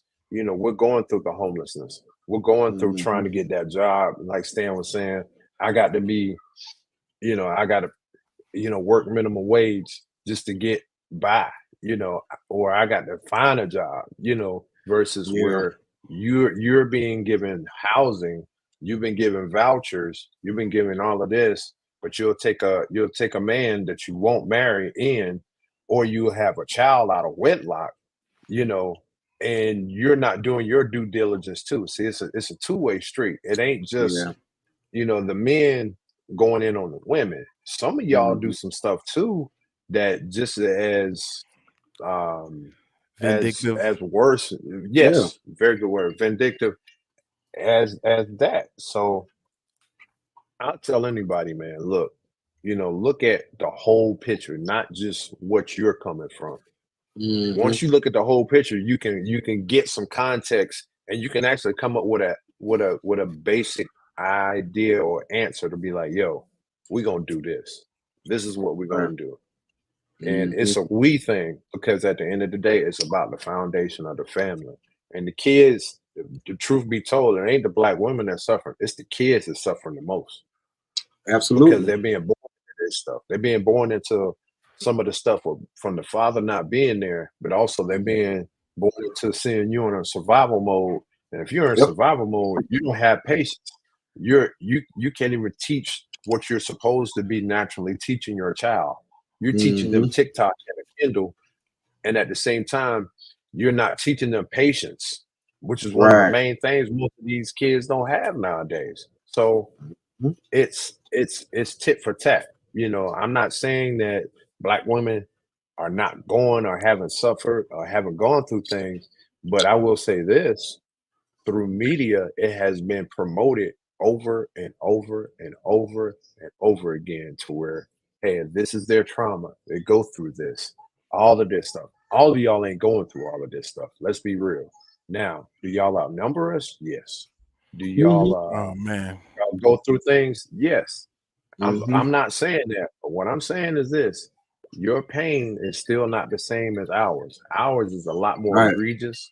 You know, I don't know what I mean. Let's go tit for tat. Let's look at how many people get uh deleted through police. It ain't Yeah. majority of y'all. Not saying it didn't happen, okay? But Right. if you're talking about the whole It's not. scheme of things, and Yeah. we're It's looking not at on the the same numbers, scale. Yeah. exactly. So, you know, cut the cap on that. But Right. have y'all been through stuff? Yeah. Go ahead, man. Mm. I'm my bad. But that's a hold on. Let me say this, Ron. Hey, I'm gonna have to mute you. You got a lot of background noise over there with that loud ass My mic. bad. I apologize. I No, cut you it good. out. But no, just to piggyback on what JD was saying. I've kind of forgot my point because all that goddamn noise. But what I want to say is a lot of the stuff is self-inflicted wounds, and we have to understand when we are causing ourselves self-inflicted wounds. Regardless of what I say to a woman, if you give me that pussy within 2-3 days, that's your stupid ass. I'm not finna say nah. Pussy is great. I'm not built to turn that shit down. You know what I'm saying? Like, I could do it now because I'm in a happy relationship, and plus my wife would kill me if she caught me doing something fucked up. So that kind of keeps me on the straight and narrow too. But other than that, when I was single out here, I'm not in the business of turning down pussy that I can get. So just because I capitalized off of it, that don't make me, fucked up. That's your pussy. You supposed to do whatever you can to keep your pussy from niggas like me. Well, and also let me say this because It's on you. majority of the times when men do stupid things in that way is because we are young and we haven't experienced much of anything in life. Like I was telling my daughter, she just turned 16 today. Matter of fact, happy birthday. Okay, happy Um, birthday. Ooh. and she thinks she know everything. She's 16 years old. I'm pretty sure if y'all have children of that age, you understand what I'm saying. But Mm-hmm. you just started learning how to walk and talk when you were a young man. You really just learned that. It's not even like something you new to life in a way. In the So grand scheme, yeah. the first thing, when you get of age, you start going through hormones and puberty, and things Mhm. start happening and changes start happening within your own body. So you just basically trying to do whatever you can to see what that little hole, that little split feel like, So you gonna tell a woman, you gonna tell a girl, because majority of the time when these women be broken, they be girls. Yeah. And that's a Yeah. traumatizing situation. We Mhm. don't know that we doing it. We just trying to get a little split down the middle because we don't know nothing, you know. Right. And then it's also the mentors or the people that you look up to. Like I had my older brother to look up to, you know, and he was out there, we he was doing his thing when he was a young man though. You know, Yeah, you could talk about made it, his Danielle. I mistake. ain't listening. Nah, even if Yeah. you was, we have these conversations about this type of stuff anyway. But I'm just saying, Yeah. you was a young man at the time, and you gonna do certain things. But when I'm looking, y'all grown to me, so I'm just Mm-hmm. following suit of what my older peers were actually doing. So Mm-hmm. I'm not trying to excuse the fact, because it's wrong in a way too as well. So Um, hold on. If I get this straight, you mean to tell me that you were watching my ass, and that's why you got 6 kids, that's why I got all 6 of them. nigga? You ain't noticed one thing about me. I wasn't collecting baby mamas. I was collecting bodies, but I wasn't collecting baby mamas. Well, see, I didn't know, because I ain't never had the birds and the bees conversation. Think Okay. about that. Yeah. I just follow suit, and it wasn't y'all, my older siblings, duty to actually do that. That's a mother and father thing that they were supposed to do and instill. But we coming up from an environment where only thing that we can think of is how we gonna pay this next month bill. You know, Mm-hmm. so they not even focused on too much of things to instill in us, as much as they did the best they can. Um, Yeah. what I they get was what you. capable of Yeah. doing. However, at the end of the day, it's still more that we supposed to be teaching each other. That's Yeah. all. And that's what these conversations right here are about. Right. Yeah. And that's the Damn. mother truth. Right. But see, and I'm glad, I had to say that, Ron, because you know what I'm saying, I have to take accountability for that. You know what I'm saying? Like I was reckless as hell, and I did make that shit look cool because it was me doing it. You know what I'm saying? I'm gonna make Mhm. anything I do look cool as fuck. And Right. You and Barry. yeah, and you right. Like females would just give me pussy off of the aura, just off of the conversation, the fact that you know what I'm saying. Even though these niggas over here rah rah, I bet they won't come over here and do nothing about it. You know what I'm saying? Type of shit. You know what I'm saying? I'm not finna be running up and down nobody court or nobody field getting dirty because I'm in all white, motherfucker. You know what I'm saying? My last name white and I'm in all white. I got on some white linen shit. I'm standing on the basketball court or I'm standing on the field. You know what I'm saying? I might be observing, but I'm not here to participate with you niggas. I'm finna goddamn snatch up a couple of these bitches who actually think y'all doing something which y'all ain't. Uh, That was my whole thing. You know what I'm saying? And right. I had to grow up though. You feel what I'm saying? And I did. Mm-hmm. But you know what I'm saying? In my growing up, I just to me, I peep mentalities. We are all hunters. Mm-hmm. You know what I'm Yeah. saying? Just like a lion, when they chase down a prey, they might run into a whole herd of animal. Well, Mm-hmm. that herd consists of millions, right? They're looking for the Mm-hmm. motherfuckers who's sick, who got a sprained ankle. You know what I'm saying? They looking for the easy catch. Because what the fuck, Right. I'm gonna hunt down some shit unless I'm a warrior type, and I'm gonna go for something that's technically out of my league, or you know what I'm saying, I'm looking for a challenge. But for the most part, Right. the average hunter is gonna try to find something that it ain't gonna take him so much effort for him to catch, because hell, he already, especially if you already hunting from a lack. You Right. feel what I'm saying? It ain't like you got a storeroom full of fucking meat. So, you know what I'm saying? You out here. That's somebody who's mentally prepared. But the average person, if they got a storeroom full of meat, they like, shit, I ain't got Mm-hmm. to hunt today. You see what I'm saying? So, Yeah. So how y'all feel about this Color Purple movie? it's some bullshit the same way it was some bullshit back then. You know what I'm saying? I ain't I'm got gonna to say, see it yeah. to know it's Yeah. some bullshit. You know what I'm saying? They rehashing some shit that made niggas look like they ain't shit and all that extra shit. Like, first of all, I don't condone none of the shit the nigga did. What I'm saying is that movie should have been goddamn 10 minutes or less. Because if I treated a female like that, I would expect this bitch to slit my motherfucking throat any day now. Right.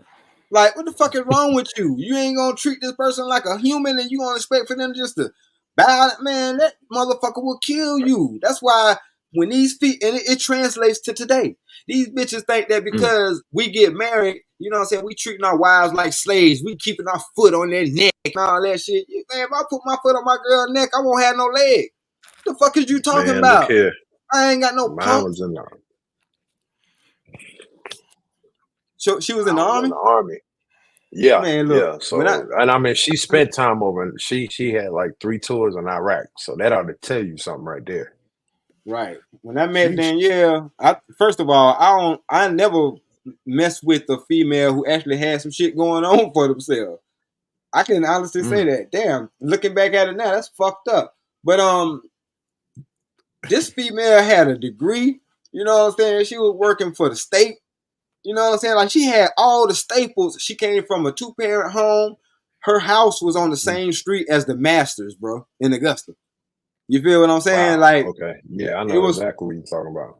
Yeah, like Tiger Woods and shit used to pull up to their grandma them house and shit like that. Like, all that, man, their family was like royalty type shit. I ain't never had nobody like that. You know what I'm saying? Right. But at the same time, I was like, you can't treat everybody like they just some shit. You know what I'm saying? But that's all the fuck I was used to dealing with. It wasn't until you know what I'm saying? So needless to say, when I met her, because she was doing the social work shit, she was strapped. This motherfucker was strapped.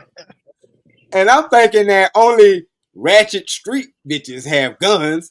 You know what I'm saying? No, me and her fucked around and got into it. And she pulled that motherfucker out and said, I'll blow your motherfucking ass away. I said, oh shit. That turned me on. Well, did you tell her you said you loved her? Yeah, that's what I was about to say. Yeah, oh shit.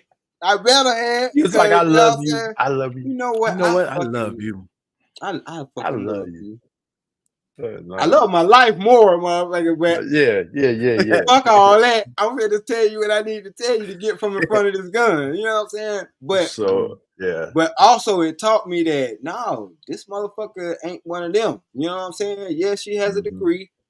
You know, yeah, she ain't out here in the streets or she ain't ratchet. But this motherfucker mean business. Salute, you know Israel. Salute to you. Yeah, salute. Yeah, salute. Man, Israel. look. So I gained a lot of respect. Basically, she passed the shit test. Oh, the shit test. Yeah. She aced that motherfucker. And like I tell my lady all the time, bro, it's okay to talk. It's okay to tell me when I'm wrong too.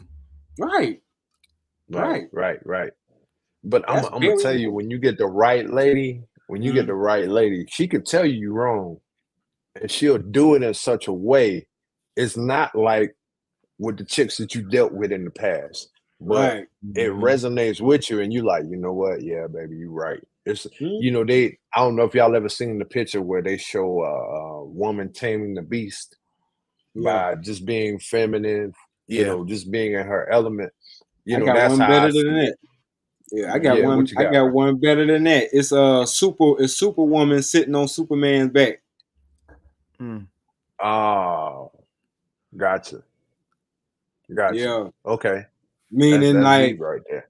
I mean, that's just the only way to be a king anyway, right? Yeah. You got to have a queen that's a queen in front of the people, but when it's time to go back in the chamber, she might point out all of the things that you was wrong at, but she gonna ride with you, even when you at your wrong, or even when you're wrong. But she gonna ride with you in front of the public because the image of your image is everything, you know? Right. And y'all represent each other. And not only that, Ron, what's so good about that is she realized in that moment her power. The fact that, this man might, have all of this under his control, you know what I'm saying? But when it comes down to me, I'm the only one who can point out his flaws. And the fact that you're telling me, because you could take that information and use it against me. You could take that information, give it to my ops. You could say, well, you know what? I ain't even gonna tell him about fixing this particular issue. I'm just gonna leave him. You know what I'm saying? And Yeah. fuck us up. Because if we attach ourselves that much to somebody that we make them our queen, we fuck with them. Mm-hmm. And we plan Yeah. on fucking with them and putting our lives on the line for that Yeah. person. Any sacrifice is beneficial for both of y'all. You Right. know, I definitely. But yo, fellas, I'm about to go ahead and I got this macaroni and cheese from the wife. Man, Ooh, I'm about to man. go ahead okay. and eat, bruh. I'm about to, you know, afterwards, I ain't gonna be no good. I'm gonna be on Sleep Okay. City. But Okay. yeah, I'm Hey. gonna be listening from the clouds, man. Definitely, Salute All Ron to right. you. Mac. Salute to you, man. Salute to you, Stan. I just want to get up here and rock with you, bruh. Yes, sir. And Hey, I definitely, appreciate you. And you know you're welcome always. oh man, appreciate y'all, man. I'll talk with y'all later, man. Yes, All right, sir. bro. All right, peace. Peace. I'm saying, is this positive talk about your black wives interesting? Oh yeah, man. I love my wife, man. Mm-hmm. When I got locked up, and it was for a probation violation. So I'm gonna preface it with that, meaning that I was out, but I still was under probation. Mm. Meaning I still got a leash tied around my neck, right? And I had a case prior to that, the Lil Dave incident. I haven't even gone to court for that yet because I got the paperwork to go to court for that while I was in the feds, right? And the feds were like, "Nah, we ain't letting you out to go to court. We override them. Fuck them. You'll deal with them when you finish with us." All right, cool. So I had this in the back of my mind. When I ended up going back to jail for the violation, it happened at a time between me leaving a whole relationship and just being out on my own. You know what I'm saying? Trying to find myself and figure myself out. So by the time I ended up going to jail, me and Danielle is together, but I'm not putting any stock into anything at this moment. So I'm like, damn, I'm finna go back to jail and I'm guaranteed to have X amount of time because I'm on probation. Can you And describe um, in one word what you will want from your woman? yeah, hold on. In a Chat, minute, let me finish. Hold on, let me finish chat. this Make story. sure Let me y'all finish go this ahead and story. y'all put out the one word that can I'm going that can somewhere with this. describe a beautiful or a woman or whatever the case may be. What you think a woman should have ultimately. I'm Go going ahead, somewhere with chat. this. Go ahead. Hold on. I'm going somewhere with this.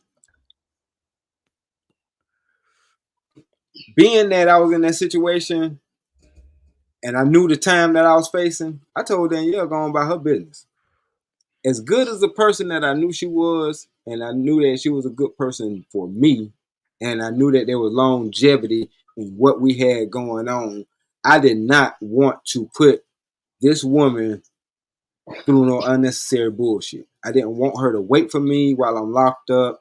I didn't want her to, have to feel like she was alone, et cetera, et cetera. I didn't want none of that for her.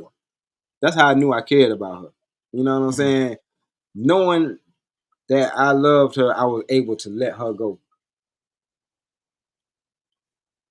mm, I wasn't always, I say all that to say that I wasn't always the type of nigga who would just take advantage of a female.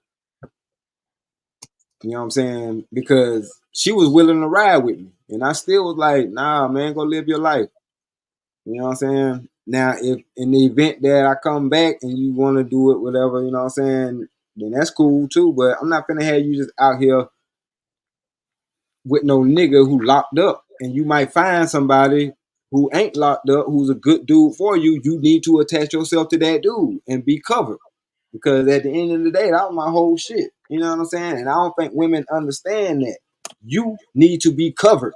You ain't got it, boo. I don't give a fuck how much of a boss bitch you think you is. You ain't got it by yourself. You know what I'm saying? So to answer your question, you said what in one word describe a great quality of a great woman? What the hell you yeah, like one. Just think of what would one word? What's one word that you can say that you would want to have in a woman. Mine. Mm. All I need her to know is that she mine. You're mine. All right? Straight up. Because all that other shit gonna come with it. Right. Submission, loyalty, you know what I'm saying? This, that, and the third. You know what I'm saying? You mine. So how you feel about multiple women in a relationship? How do I feel about multiple women in a relationship? Mm. I understand the whole concept because Israel Mills was talking about this on his show earlier today. And that in the Muslim religion, even if you have multiple women, you need to have multiple situations for them. They have to have their own house. Whatever lifestyle one wife have, but all the wives supposed to have that equally. And I get that. Just even when he said that, something popped in my head. You know why? Why the hell would you have 3 women in a house that only has one kitchen? Mm. Oh, I want to go in there and hook up a spaghetti because that's my favorite shit. You know what I'm saying? One wife say that I want to go in there and make a spaghetti. Oh no, I think we should have this tonight. No, that's a fucking argument. And once they get to bickering, they don't even realize that all 3 of y'all finna get the fuck from around me because now y'all making noise. Y'all ain't even fucking harmonizing. You know what I'm saying? Y'all just making a whole bunch of fucking noise. All y'all can get the fuck from around me. Straight the fuck up. Like, so it makes sense that nope, this is your crib, this is your crib, this is your crib. And all of y'all are on the same level. All of y'all have the same shit. So one can't say, oh, that bitch got this and you ain't da da da da da. First of all, you finna shut the fuck up because you ain't finna be talking about her like that. You know what I'm saying? Because you talking to her like that is like you talking to yourself. Mm-mm. And I don't fuck with bitches. So if she's a bitch, you're a bitch. And if you a bitch, you gotta go. You know what I'm saying? So that's how I feel about multiple women, but I wouldn't do that for the simple fact that I got the type of woman that ain't no room for another motherfucker. It ain't. It ain't. She do everything that I need, and this is when I realized, damn, I'm just a simple man. I don't even need shit. But the shit that I do require, she makes sure I have access to it. You know what I'm saying? And it may not have been always like that. You know what I'm saying? It got to a point where it has been like that. You know what I'm saying? So that's considered growth. You know what I'm saying? And us becoming the one that we are today. You know what I'm saying? But you have to be in the present, paying attention to the person that you're with to understand their needs. You know what I'm saying? In order for you to handle them. Because I hate when bitches be saying, "Oh, I did everything for him." Bitch, you could have did everything, but it was for you. It wasn't for me. Speak on it. The one thing that I wanted you to do, you fucking missed that. You did 100 other things because you thought you were doing all the shit that you do for me. That's why I say you ain't paying attention to me.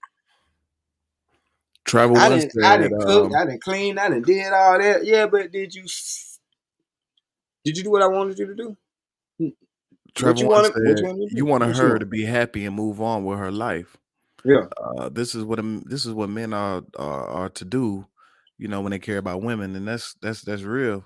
Like if you especially in going that through a situation. Yeah, situation, for sure, you going through a situation, man. You don't want to hold nobody back that you care about. So right. you gonna move accordingly. Mm-hmm. And I didn't want to hold her back. I knew she was a decent woman. She was a real, you know what I'm saying? She was a good woman. I could have been like, hell nah, I want to keep this for myself. Oh, you down? All right, cool. Make sure you bring your ass up here every visitation day and don't be late. But no, hell no. I was like, man, if you love this woman, let her be free, man. You know what I'm saying? Like I even made a deal with her. I was like, look, You can go on dates and all this shit. I don't give a fuck what you do. The only thing that I require, the only thing that I ask is you don't tell me about it. I don't want to fucking hear about it. Hmm. And since I have a date where I'm getting out, since you say you want to be down, you know what I'm saying? Just be there when I get out. That's it. You got the date. You know what I'm saying? But I wasn't gonna hold that over her head. And I damn sure wasn't gonna do my time like that. You trying to Right. do time worrying about what this motherfucker doing. On No, the if house she if time. she if she is doing it, that's because I gave her permission to do the shit. It's up to her whether she do it or not. How the fuck I'm gonna know? I ain't, you know what I'm saying? Like, ah.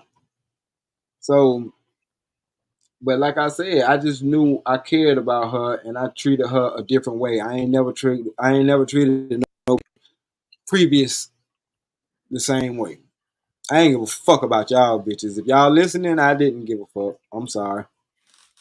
Y'all just was cute, very cute.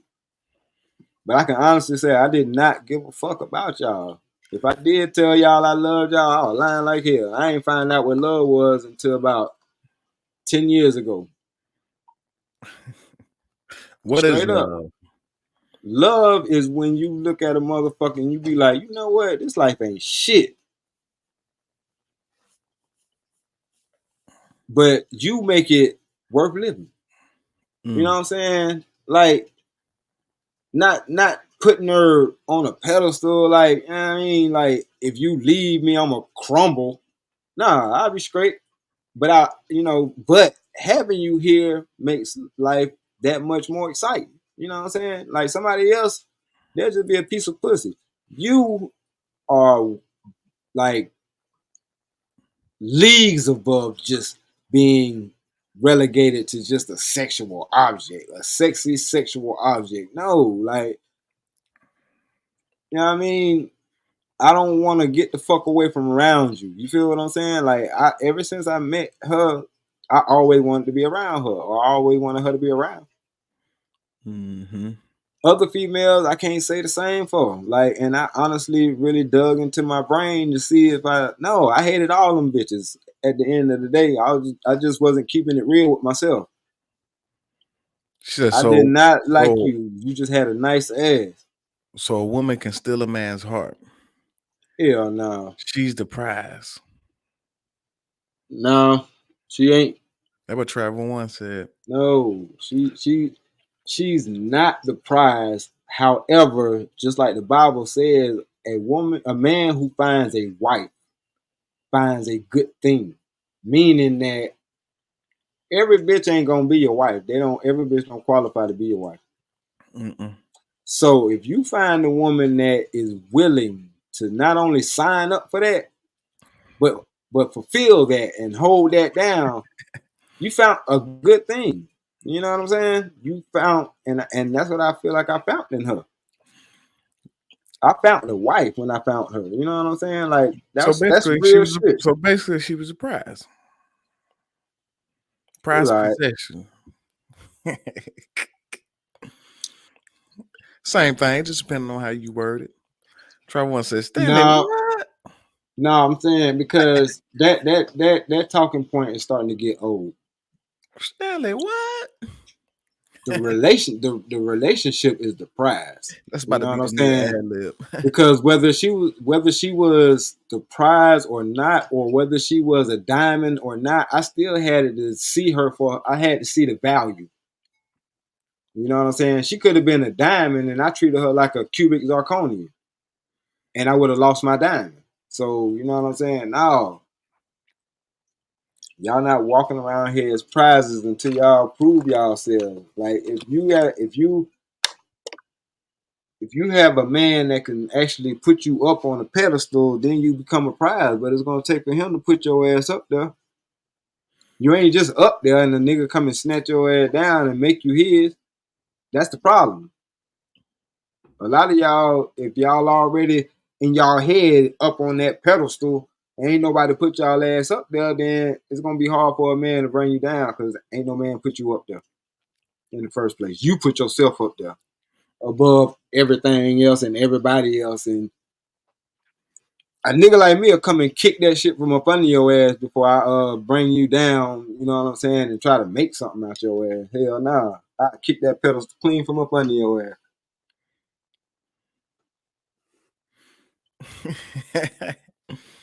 You gonna Stanley, bring what? your ass, New ad lib. you gonna bring your ass down here and we're gonna have a conversation. And if you worth my time, then yeah, I might take you seriously, but that don't automatically make you a prize. But you do have to carry yourself like you're a respectful human being. Yeah. When I found her, I found somebody who did. They took care of themselves. That shit was emanating off of her. She didn't stand for no bullshit.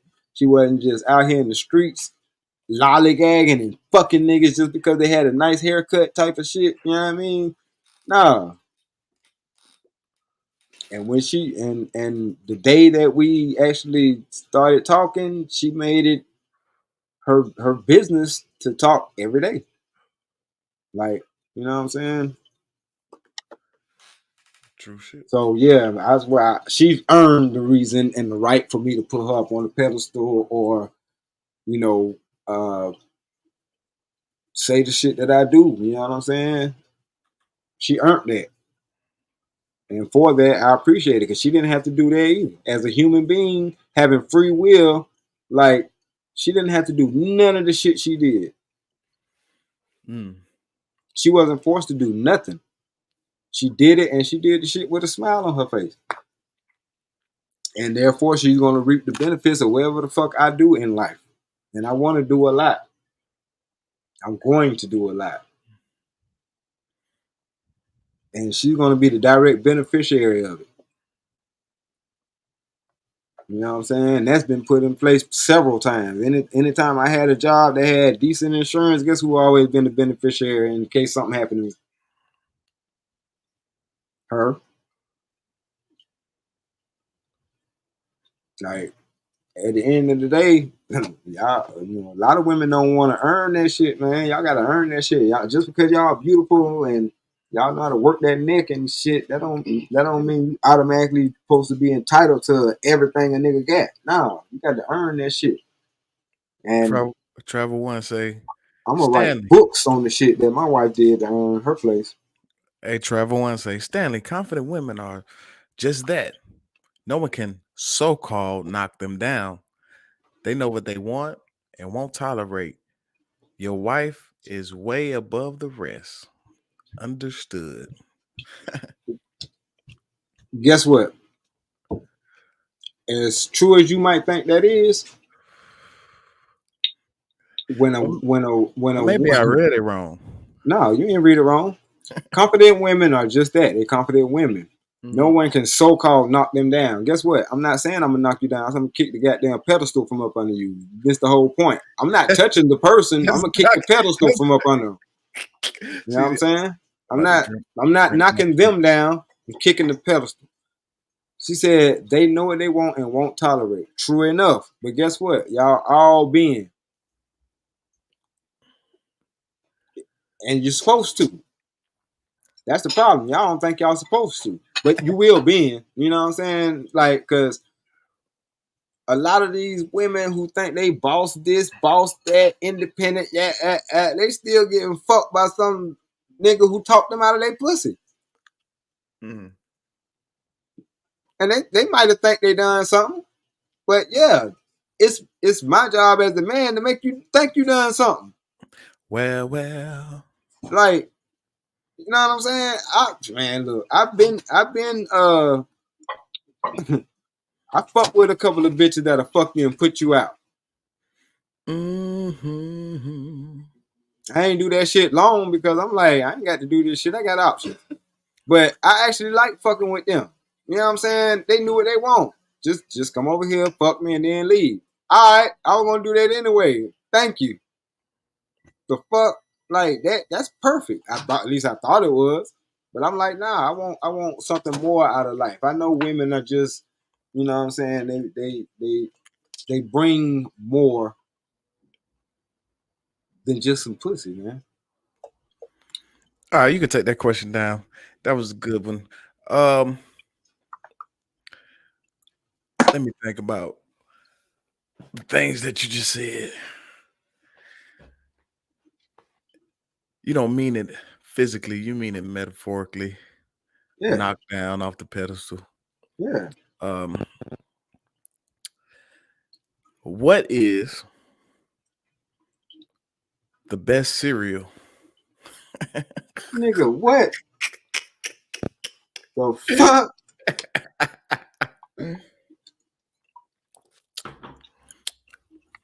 I'm just bullshitting.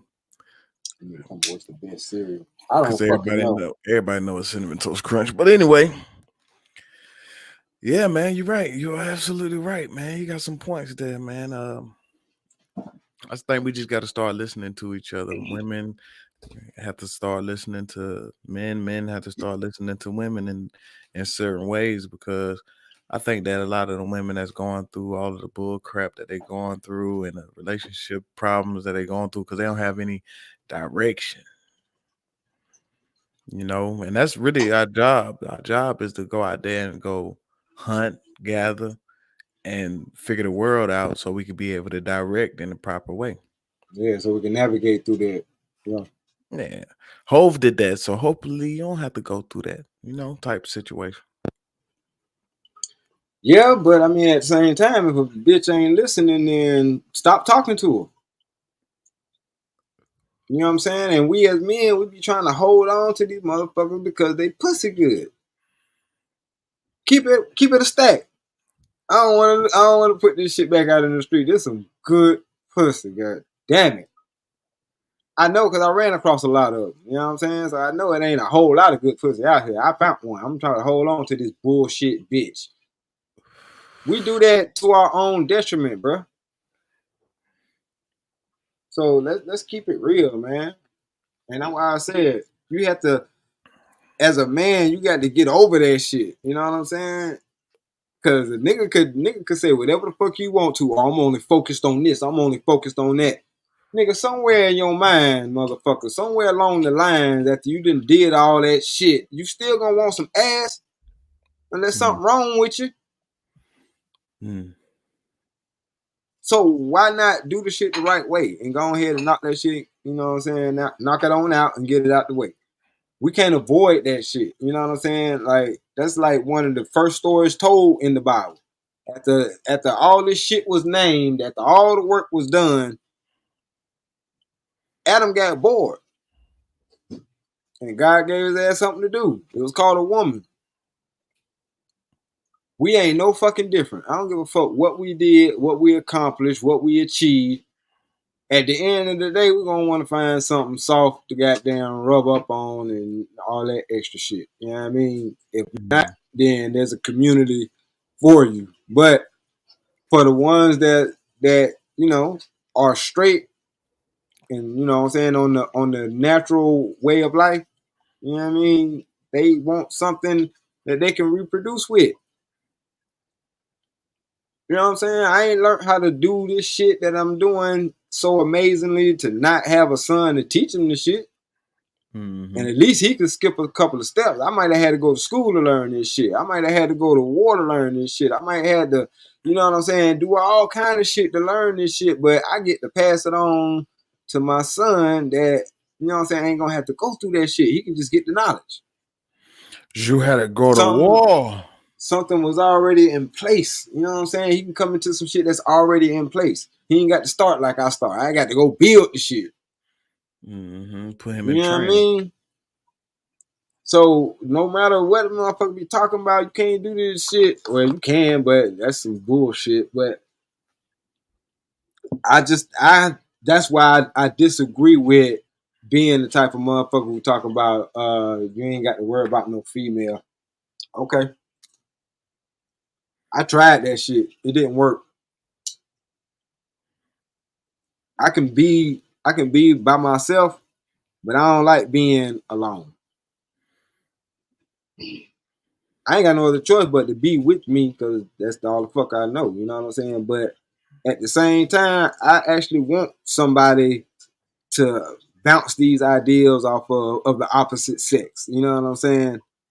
Like I don't get what niggas be wanting to goddamn be macho all day long and they don't want to have a full-time female in their life. That's weird to me. Mm-hmm.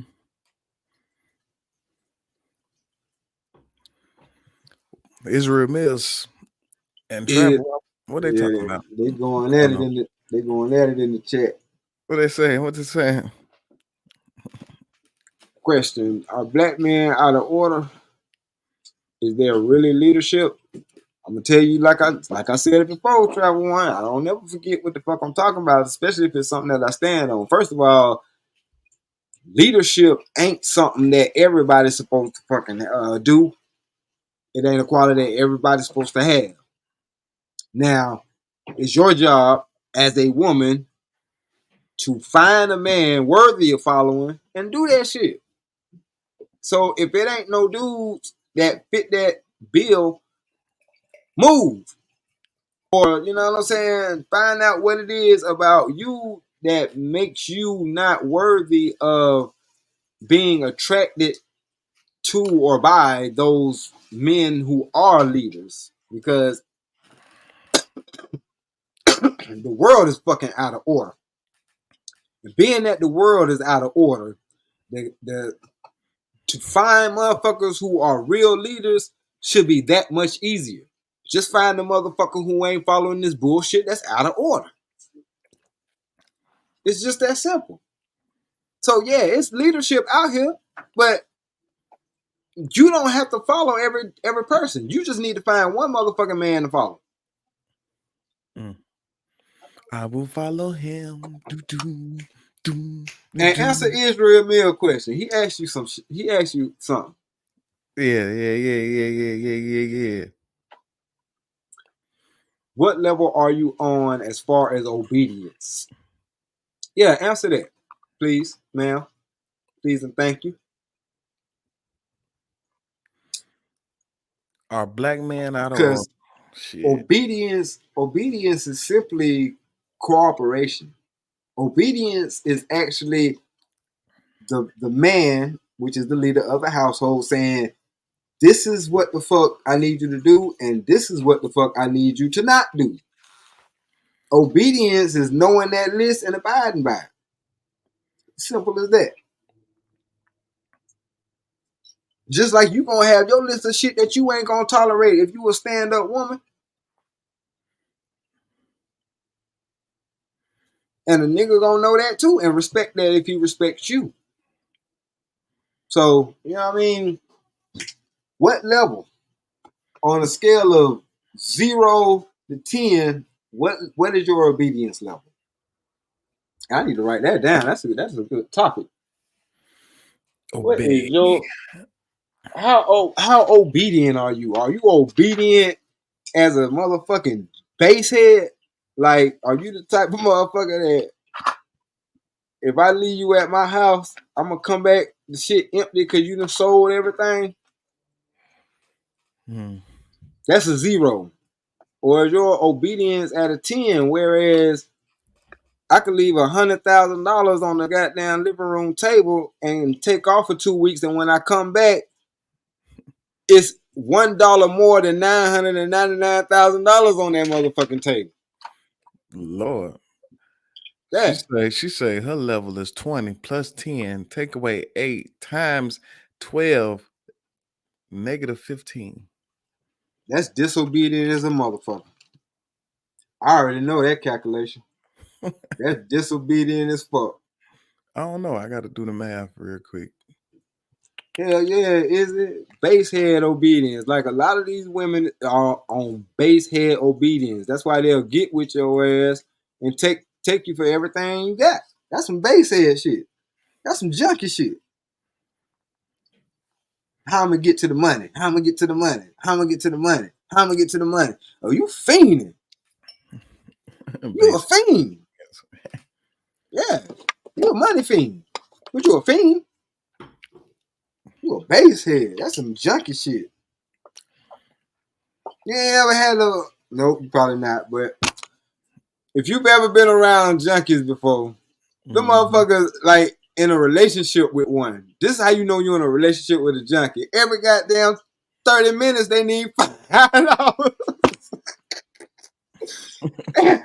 Every 30 minutes they need $5. Like, what the fuck is that? Sale around the corner, bitch, I don't know about. But then, hold on, you keep asking for these $5, but you don't come back with shit. What the fuck going on? Why travel on the witness stand? Legal rep required. Call your lawyer. Oh, nah, travel ain't Got to call understand. Ken Nugent. One right. call, that's all. Nah, Call it just Saul. Better call Saul. if there was any other females in the chat, the question would still be the same. Like, what's your, you keep complaining about men being out of order, or you keep saying, I'm not saying complaining, let me take that back. You keep saying that men are out of order, but if you're not obedient, then it's going to seem like that to you, because an out of order chick is going to get out of order niggas. You know what I'm saying? Like, a disobedient bitch is gonna have a disobedient nigga. And if you decide to still tolerate the shit, then it is what it is. But you know what I'm saying? Y'all have y'all reasons for dealing with niggas too. This nigga here gonna give you a little bill money, so you gonna fuck with him, keep him over here or whatever like that. But you already know he disobedient as fuck, because you keep telling this nigga you ain't finna smash him unless he have a condom, but he always pop up magically without a condom. You have to end up sending his ass to the store. But I digress. You want to know something that I believe? I believe as a man or a woman, the type of person that you with is the reflection of yourself at that moment of time. Yeah. You know what I mean? So Yeah. it's all about you. Yeah. You know, because I think that if you would a no good bitch, then at that moment you ain't no good either. Yeah. You I know? had to realize that. Yeah. That was the whole, underlying theme or meaning to what I was telling you about. Then yeah, like I had to be, my mindset had to be on some good shit, some positive shit, some wanting to do better type shit in order for me to even recognize her in the first place. Travel One, you might as well just come up. Go ahead and hit the Travel One ain't coming up. what's her Travel name? One, she don't come up. She's a chat warrior. Shout out to Travel One. Travel is for law and order, a time and a season for everything. Yeah, people are in your life for a season and a reason. But see, you don't understand that your life in and of itself might be a season. So, you know what I'm saying? You thinking that this person is only for the now and end up finding out, hell no.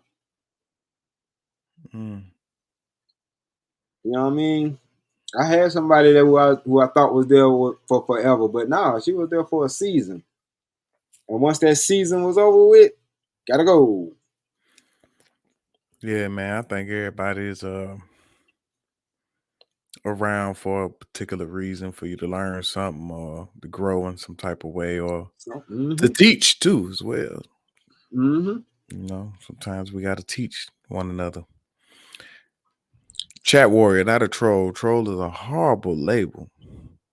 Yeah, I know. That's why I chose my words carefully. I ain't want to call you no troll, because I don't think you be trolling. You be really asking questions that you be wanting to know the answers to. And my bad if I make it seem like Everyone be trolling. Putting you, no, she don't, but I be putting you under the gun or whatever. But it's not you. I'm talking to everybody when I'm talking, not just you. But I'm using your question to make that announcement. I'm just joking. That's all it is. It's not me fussing at you. I'm making an announcement because I'm talking to everybody. The motherfuckers who are here and the people who will probably be here in the future or whatever. This shit cross their timeline and don't get banned or whatever the case may be. You know what I'm saying? Like, nah, this is for y'all. Maybe y'all ain't heard it enough, but you're fucking up. We the rubber band clan. Can't get banned. No, I don't give a fuck. But no, people are fucking up and everybody's scared to say the shit. You know what I'm saying? They're scared to say the shit for whatever reason. But no, you fucking up. It's all about you. So, and in order for any of this shit to get fixed, we got to start with ourselves and stop being fucked up people. You know what I'm saying? I couldn't learn how to not be a fucked up person until I realized first that I'm fucked up. You ain't have How to do you fuck how do that you girl and how leave do her you like that. Like she how do ain't you did nothing to mentally you. come up with that? How do you mentally come up with that conclusion? By reflecting, by not Mm. by wanting to do better. You know what I'm saying? And is it Like, healthy for all of us to reflect a lot more than we yeah, spend yeah, time with other people too? yeah. No, you need to goddamn find some time. Cause a lot of times man, if you keep it real with yourself, if you take your time out to get dressed to go somewhere, you are not going to be you. You're not going to be the you that's at the goddamn house in your regular old house shit. Well, No, ain't no well. When you go out and you got people like me, if you and took the I might be time, one of one, because you you know me. might be. You know me. You We know all I. are individuals, but go ahead. But you know I get dressed in the house. I ain't going nowhere. Get fly as hell. I think I'm flying right now in the house. I got old goddamn Nike slides that match the Nike jacket out this motherfucker for no reason. But it just is what it is. I can dig it though. You know, people got to put on a mask, especially, I don't like dealing with women that wear makeup all the time. If you got to wear makeup every day, that's the first 2 hours of your fucking day. You don't love yourself. Sorry. I don't give a damn who feels some type of way about it. Yeah, I'm I with mean, I feel the same way. If you can't go out in the world as what the fuck you absolutely really look like, then you lying. First of all, you lying to yourself. Now you lying to everybody else, and you mad because don't nobody believe the shit. That's why I can't do the makeup shit. I need to see what the fuck you look like, not what you look like a couple of shades lighter. If I wanted the motherfucker that look like you a couple of shades lighter, I'll go get that bitch. Or a couple of shades darker, or if I wanted somebody who had a goddamn perfectly smooth face with no kind of blemishes or nothing like that in there, motherfucker, then I'll go get that. Mm-hmm. So you hiding who you are, you really being invisible to the motherfuckers that really you're supposed to be with. You make yourself, by putting on makeup, you make yourself invisible to the person that's really gonna see you and see your beauty for what it is. Cause your little crooked ass nose, guess what? Somebody might like that shit. Like, Or it might ooh, or it might not. I like Right. that little cricket nose. Your little cricket nose, so cute. Right. Like, or it might not bother them. It ain't so much they might like it. It's just shit. That shit might not bother them. Like, damn, this motherfucker here is beautiful. And the only thing she got is that little flaw. Oh, man, shit. How you doing, man? What's your name? You know what I'm saying? The truth is to set you free. That's what Yeah. Trevor once said, not me. Yeah. But it's true. That's why I feel so fucking free. Like, I didn't just come up with the name, the motherfucking truth, because I got like 10 different other names I was playing around with. That Oh, I shit just love hit it. me. I love That it. shit, it hit me. I'm When I not, first saw it, I said, ooh, bro, damn, why I ain't come up with that? I'm not finna lie to y'all. Straight up. I'm telling y'all the shit off of, because matter of fact, it hit me today. I'm gonna tell y'all what my revelation is. Mm. I'm gonna tell you all why I'm doing this shit. I understand that me as a human being, I'm just a God experiencing what I'm supposed to experience wrapped up in this what we call flesh. Because once I die, I'm going back to the source. My soul goes back to the source. And when I get to the source, the question will be asked, well, what the fuck did you learn from your experience while you was there on earth? Because I was watching, you ain't got to tell me. I seen everything you did. What the fuck have you learned as you Mm. experienced it in that vessel that we call the human body? And I'm like, to be honest with you, now looking back at it, I can speak on it. And that's Right. why I'm doing it. I'm gonna tell you what I learned. You know what I'm saying? Like even the shit that I did that was fucked up, it was a learning lesson. I learned something out of it. I like watching those cartoons where they be like, you know what? I learned something today. South Park. That's one thing I liked about South Park, because even though they had a fucked up episode at the end, Stan, how clever, would always say, you know, I learned something today. And he would give you the meaning or the message of what summed up that episode. You know what I'm saying? And basically that's what the fuck I'm gonna do as the motherfucking truth. I'm gonna tell you, based off of my perspective, what the fuck I see from a truthful standpoint. You know what I'm saying? From a God-fearing father, married father, happily married father standpoint. You know what I'm saying? Who's been there, done that, and I'm on the other side of it. I ain't trying to say that make me no better than nobody. But I'm not gonna let the bullshit, ego, emotions, and all that other shit get in the way. You know what I'm saying? Like in any story, you got this person's side, you got this person's side, and in the middle you got the motherfucking truth. That's me. I'm the motherfucking truth. I hear that bullshit that you're saying. I hear this bullshit that you're saying. I'm gonna give it to you from the truth perspective. You know what I'm saying? Because I've asked for the wisdom when I was, at a younger age. I really did. I really prayed hard about it. I asked for the wisdom and understanding. That was the most important. Not just knowledge, not just wisdom, but the understanding of it. And now I have an understanding of it. And that's why I'm able to, my life is a little bit more streamlined now as far as certain things. Nah, I ain't motherfucking rich by a long shot. You know what I'm saying? I'm the average person. But it didn't take for me to have a fucking Bugatti to find a motherfucker who got my back. Because it's a lot of y'all dumb, lame ass niggas with Bugattis, and y'all can't even find a decent bitch. Because you don't know whether to hold with you because you got a Bugatti or she really fuck with you. And guess what? You'll never know.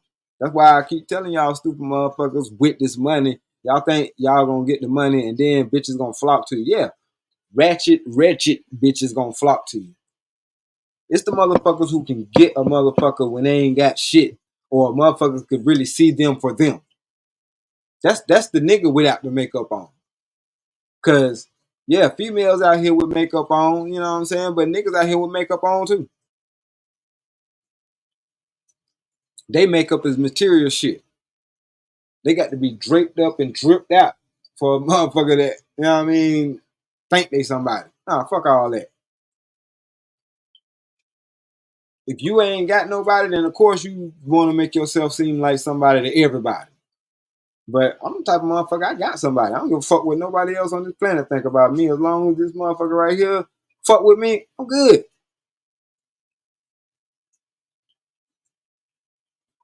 And when she decided to stop fucking with me, I found somebody else that decided to fuck with me. Because I'm not at a defeated mind. Oh, she left me. Oh, no. Good luck. I hope you find somebody who treats you 1,000 times better. You know what I'm saying? And have a great life. You know what I'm saying? Like, nah. Because I feel like I ain't fucking with nobody who don't know who they are. So if they know who they are and who they are is somebody that don't want to be with me, then I got to respect that too. You know what I mean? So that shit don't, because people, just because I ain't had a YouTube channel long, I've been kicked off of Twitter a bunch of goddamn times and all these other things, all these other social media sites, especially Facebook. I'll try not to even post nothing on there because if I say hey, them bitches gonna ban me. But I've been goddamn telling these motherfuckers what it is. You know what I'm saying? Motherfuckers get mad at me because I ain't going along with their bullshit. No, your shit is some bullshit and some stupid shit. Now, nigga, yeah, you supposed to be able to fuck these hoes, you know what I'm saying? Until you got down, you know what I mean? Until you find you a motherfucker. But how you gonna find a motherfucker and you fucking all these bitches? Nigga, you ain't taking no time to vet none of these motherfuckers.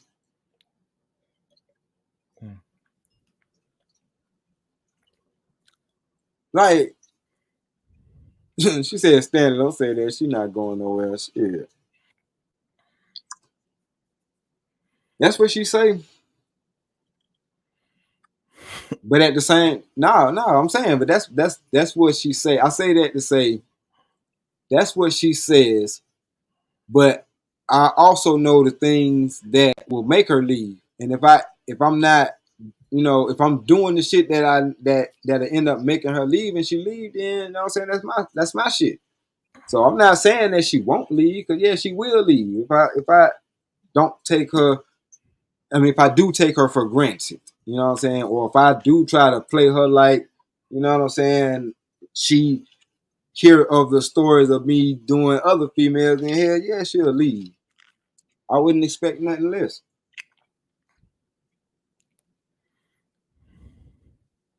So it is what it is. It is what it is. But yeah, let's back on that. Back on reflecting. Yeah, you have to respect. Reflection is important. You have to reflect. You have to. See Go ahead, read. where, right? Reflection is important to see where you come from and what you've accomplished in life. Gratitude. Gratitude. Yeah. You know what I'm saying? You can kick it with folks and all that shit, and wear the costume and put on the front and da da da da da. Because that's what I was basically about to say. When you go out and be in front of other people and shit, yeah, you can put on that facade and shit like that. But when you by yourself or when you to yourself, you got to chop it up with who you really are. Mm-hmm. Even these motherfuckers who don't believe in God, nigga, when you in that mirror talking to yourself, who the fuck you think you talking to? You talking to somebody, you ain't talking to you. You think you talking to you. You're not talking to you. You don't even see yourself the way we see you. You can't. We are experiencing you, but you're having the experience. That's why everybody's perspective should be taken in consideration. You know what I mean? Everybody's opinion should be taken in consideration. Because we all are one motherfucking individual drop in the ocean that is God, in my opinion, for lack of a better word. I know there's, you know, several names for the creator, but yeah, the grand architect, the one who designed and built all of this. The grand architect.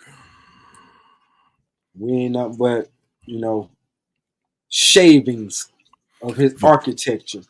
the father of the carpenters. Right. It's befitting that he was a carpenter, right?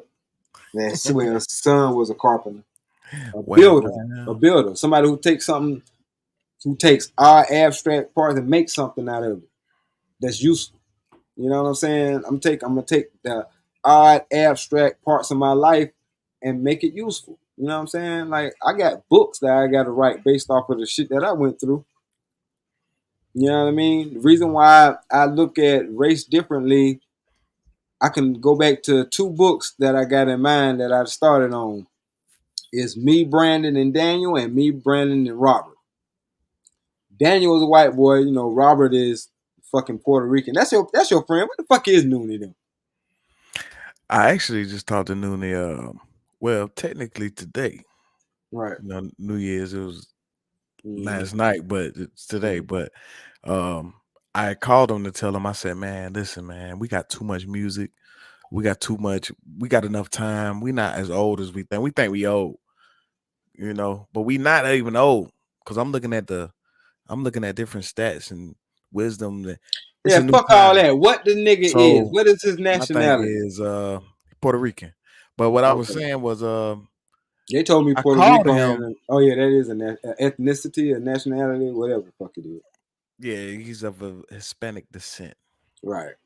So So I called him. I called him. I was like, bro, we need to go ahead and do this music. Like, we need to have a good run with this music. We got the, money. We got the names. We got we got things in order that we didn't have at the yeah, time when we was this is actually the had the season. passion for it. This is the season for y'all to do y'all push. Right. I get you. Yeah, exactly. And when I told him that, he was recording a song. He was about to record Mm-hmm. a song soon as. So I didn't talk to him today yet again.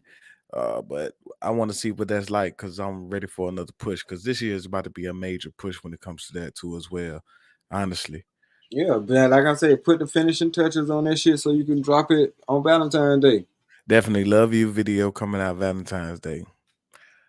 That's all I gotta say. Hey, hey, hey. We got a video coming out on Danielle's birthday. It's the one that we filmed for Bible Way. Mm, It's up on my thing. Well, I'll share it again. Excuse me. And if definitely. I You know go I'm and gonna if I check go it out. live, yeah, and if I go live, I'm gonna put it in the live too. You know I'm gonna check that out. Yeah, just a little something shit. I be like, bro, there's so much shit that I film and I never go back and see, or I never get to see, whether Hmm. because I'm not following it and I don't know an exact day to drop or whatever like that. But I need to start documenting a lot of this shit. You know what I'm saying? Because we doing a lot of shit. When these motherfuckers blow up, I don't, I just be like, fuck it.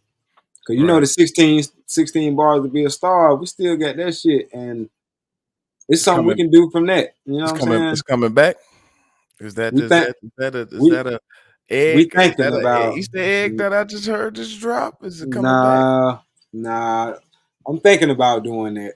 But I don't know. I That might don't be a know. good little. That might be a good little look because it's a very No, but polished no, situation now. hear me out. I'm saying we got some shit like that in the works, but it's not just gonna be music. It's gonna be music, film, you know what I'm saying, and shit like that. Or music Right. and film. But we thinking about some other stuff that we can put in there. You know what I'm saying? Music, film, art, you know what I'm saying? And have just a showcase of all that shit, not just rap. Right. You know what I'm Exactly. saying? Yeah. So we That's got some amazing. shit put. She asked, "Are you married?" No, he ain't, but technically he is. But Ron, are you married? Um. Yeah. In the sense of when it comes to the standards of the Bible, I am married. But if you're talking about the contractual agreement, With the state. then no. Then I'm definitely not. Cause I don't believe in that shit, man. To be honest with you, I ain't against it either, you know, because it is what it is, and I do want to have a wedding, and we will get married, contractual. But yeah, and no, yeah, but yeah, though. You know what? When it comes to marriage, I understand why people scared of that shit. Cause yeah, they got it set up to where a motherfucker can goddamn rape your ass over the coals if you know what I'm saying, that shit go bad. However, this is how I look at marriage. Being that I found the right woman, metaphorically speaking, this is what happened. If marriage is a gun and you know what I'm saying, and a woman can use that as a weapon against you and blow your ass away with it, then getting married to the right woman is being able to give that gun to that woman and she take the clip out and toss that shit back at you. Mm, Meaning that even if she did want to use the weapon, ain't shit gonna happen. You got the clip. So she wouldn't even use the weapon. But even if she did, it wouldn't work. That's what finding a good woman is, metaphorically speaking, when you're talking about marriage. Because yeah, the only thing fucked up is the way they made the laws. But if the chick don't go and use those laws against you, then the institution of marriage is still the institution of marriage. Ain't nothing wrong with that. People scared the state gonna get involved. The bitch gets the state involved. The state don't just get involved. But a lot of people, that's why a lot of people are in these fucked up marriages. And I said that shit before. Like Will and Jada and Dwayne and Gabrielle and you know what I'm saying, the list go on. Like a lot of them are arranged marriages because you look better on paper when you're in a marriage versus just being a nigga out here. And you dating this bitch this week and that bitch next week and da da da da da. You on the red carpet with this hoe and you on the red carpet with that hoe next week. It's different bitches. Like even like, cause I'm gonna tell you, even with you being my brother, what I tell you, I don't want to meet no more of these bitches. exactly. I get tired of fuck. Okay, which bitch this is? Oh, this ain't. such and such. Oh, okay, my bad. I can't keep up with these bitches like that because that don't mean shit to us. I've been doing good though for the past like Yeah, 5 years. right. Yeah, You've been with Nene 5 years. That's why I call her sis. I don't call her Nene. exactly. You never That's call my nobody motherfucker. else this. Man, hell, fuck no. I don't know them. Bruh, no, I don't know them. Yep. So you know what I'm saying? I say that to say that I put respect on that relationship. That's why I call her sis. You know what I'm saying? And yeah, this ain't still meeting motherfuckers. Cause after a while, it's like, I don't give a fuck about none of these bitches that you keep introducing me to. This ain't gonna be the same bitch I meet the next time I come and holler at you. And the world look at that shit like that. You know what I'm saying? That's why, like I said, whether these marriages are fake or not, niggas know they got to put on a certain persona. They got to put on a certain air. And being somebody who, chosen you out of all the many motherfuckers that's on the planet says something. That shit says a lot. You know what I mean? Travis say, thanks for answering, Ron Mac. She's the prize. No, the fuck. Marriage should not be taken lightly. So make sure. Okay, I understand what you're saying about she's a prize. No, she said the prize, not a prize. How the fuck you gonna be the prize? All right. It take for me to choose you. I got to know what the fuck I'm choosing in order for you to even be there. I got to bring you up to my level. You're not bringing me up to your level. That's why people keep getting this pride shit fucked up. I choose you, babe. Because we spend the majority of our time in a little place called Atlanta, Georgia. And in this place called Atlanta, Georgia, it's like 9,000 women to one man. It went up over the years because there's a lot of things that transpired over the years that caused people to be a part of a certain community. So real men are winning out here now. So we can choose who we want to deal with. Every time I walk out the house smelling like some goddamn YSL, I got a head turning, talking about something, I look good. And I'm like, thank you. Bye. Because there's so many to choose from. Too many to choose from. Yes, sir. Too much. Sometimes I walk around like a snooty bad bitch now. You know what I'm saying? Because I know what listen. I got at home. I know what I got at home. I be like, hey, bitch, too bad, but bitch, I got a bitch that's bad and got my back. Fuck me you and my partner Mel, bro, we say the same shit. He say, damn, whoa, hey, whoa. That nigga like to say, whoa, hey, whoa, boy, we the bad bitches now. Right. I say, you ain't lying. Cause we had like booze bitches. Nigga be in goddamn Publix, bitch goddamn. Hey, how you doing? Man, fuck you, bitch. Get the fuck off my face, like, bitch. I ain't think about it. I ain't think about it till you said it, but we be goddamn chumping bitches off around this motherfucker like how women used to do out this bitch. I say, ain't no way, boy, ain't no way. Yeah, that's real shit. Motherfuckers don't understand, man. When you get to a certain point, when you actually know what the fuck you own, and you solidified in your shit, and you ain't out here thirsty, because when you ain't, like I said, if you operating from a place of lack, then you trying to get anything you can get. But when you operating from a place of abundance, then you like, man, fuck that shit. I'm not finna throw away all this shit I got for that little bit of shit over there. Fuck that. And that's what these bitches is. Like, if you To But me, also on the flip side too, as well, since on the I'm flip not side, what? contractually married, I still let my lady know that I'm still pinky ring Ron, cause I can goddamn c- switch at any motherfucking moment if you fall off the motherfucking railroad tracks. Yep. But see, that's supposed to be already instilled. Like that's why I said, mine got a strong pull up game.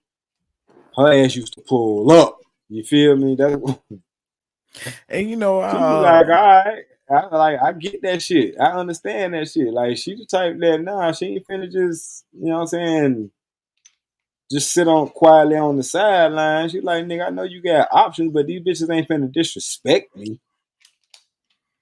right. You know what I'm saying? Like shit, nigga, I wouldn't be fucking with you if didn't know other bitches want you. Like, let's keep it a stack. You know what I I, mean? But yeah. these bitches ain't finna motherfucking play with me. Cause I know it ain't but so many no's that you can say before, these females want to take it upon themselves to want to fuck you. You know what I'm saying? Like, come on, man. You know what it is. And she ain't lying. No is a small, powerful word. Hell yeah. No, it's a super powerful word. Matter of fact, if you want to know anything about anybody, tell them no. They'll tell you how they fucking feel about you for real. Tell them You no. I know don't give a what? fuck who they is. Tell them no. You know what? You know, it was a time where I'd be like, man, bro, you, David, D Rock, Stanley White. I'd be like, man, bro, I got damn woo woo. You be like, man, shit, I ain't gonna be able to do that. I'd be like, shit, it's all good, man. I understand. That's a Yeah. real that's some real shit. You For gotta real. understand how a motherfucker gonna be able to take a no for an answer. You know what I'm saying? Because if Mm-hmm. they got them be on some entitlement shit, no, what you mean? No, I mean, then there's some bullshit. But you know, Then I'd that's be like, you know what? You know what? Matter of fact, you say all you need is $10. I got you. exactly And I give you that because $10, and you just bought yourself away from the fuck around me forever. right. You know what I'm saying? Like that's me, bro. But go ahead. Haven't you noticed Travel says no much? No much. She say no much. Yeah. She say I no a don't lot. know. I wouldn't even know because I ain't never asked the shit. That's the first time I seen no in the whole I thread. But ain't, anyway, shouts out to T-Move, man. T-Move, we sponsorship by T-Move. y'all got a sponsorship? Yeah, make sure y'all go to tmove.com and go get 90% off by typing in MF Truth. Anyway, uh yeah, no. Hey man, I've been drinking red wine all night, man. I'm probably half a Oh, I bottle know. in, and I I know. feel great. Good for you. I Bring you feel bringing in the new year the way you want to bring the new year in. But shit, you work hard, my nigga. You ain't no, you know what I'm saying? You ain't no lush motherfucker. So you can do that. You know what I'm saying? there we Trust me, go. if I thought you was a fucking up, I've been to saying something by now. You know me. I don't Man, cut I no corners. appreciate I that. don't hold no punches. I fuck with you. You know what I'm I, saying? I Appreciate appreciate you. Appreciate you coming through and chopping it up with your big bro.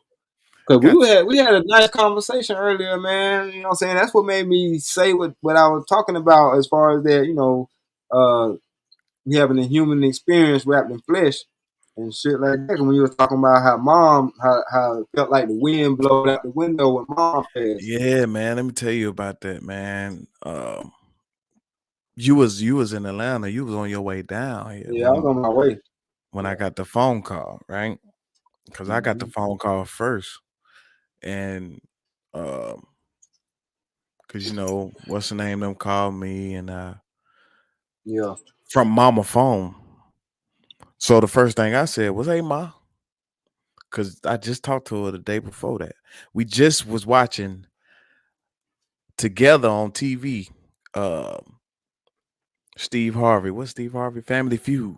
We are just watching. Me and Mama were just on the phone, just watching Family Feud together. The day the day before.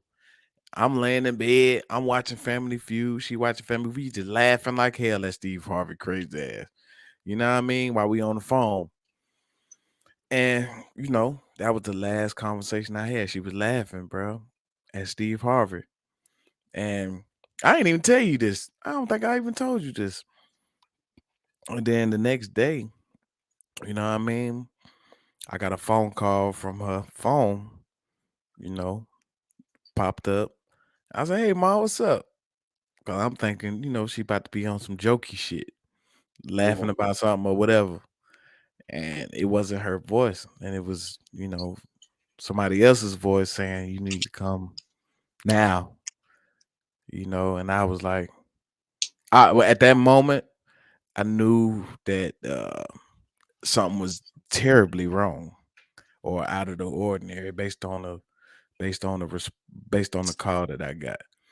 And the first thing I did was just call y'all.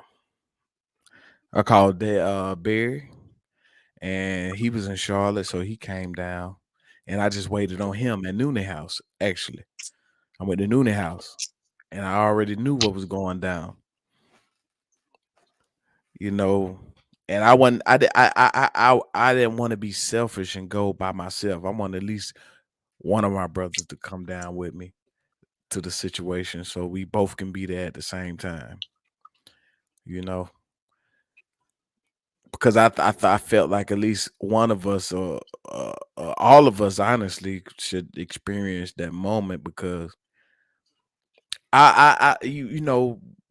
thanks to you, I dealt with death relatively young with our brother Chris White, who actually got shot on today 24 Yeah. years ago now, 2000. Yeah. He got shot on January 1st, 24 years ago, you know. And I be thinking about that type of stuff a lot. That's why I stay out the way, you know. That's why I stay out the way, and I want to make sure like y'all don't get no bad phone calls when it comes to me. And if you was to get a bad phone call, it'd probably be me going to prison for killing somebody other than the other way around, you know? Yeah. Hold You on, know? Ron. I'm about to end this one because it done froze up. Nah, that was okay, okay, all right, cool. I was trying to do something because I It don't think froze it's up. Give live us no more. 15 seconds and then we'll be right mother back with the fucking truth, Right. bitch.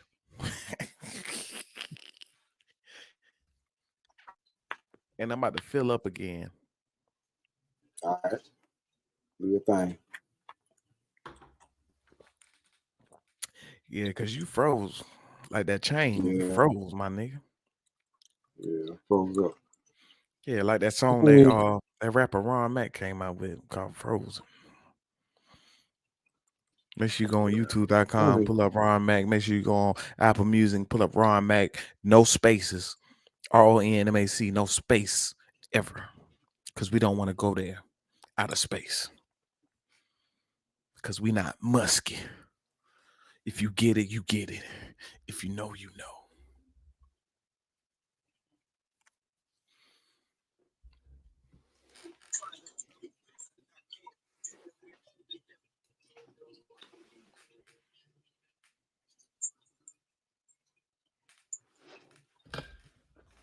Travel One says Stanley and Ron Mack.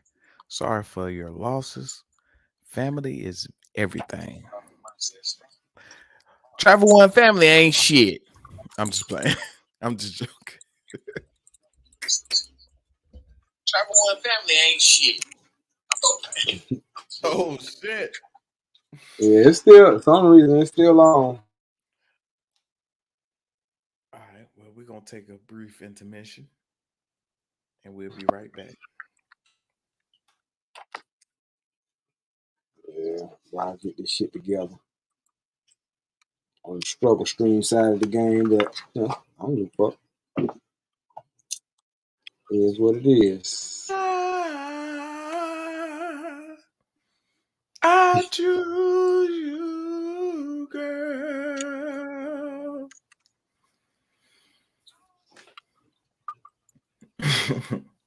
Yeah, nah. You got to all the way end it, man, and bring it right back. Send me a new I'm link. saying, yeah, I know I can't end it until this shit's got down, come back up. I tell you, this shit can crash I'm on about to me leave the before. studio now. Nah, hold up. Okay. Well, all Cause, right. yeah, because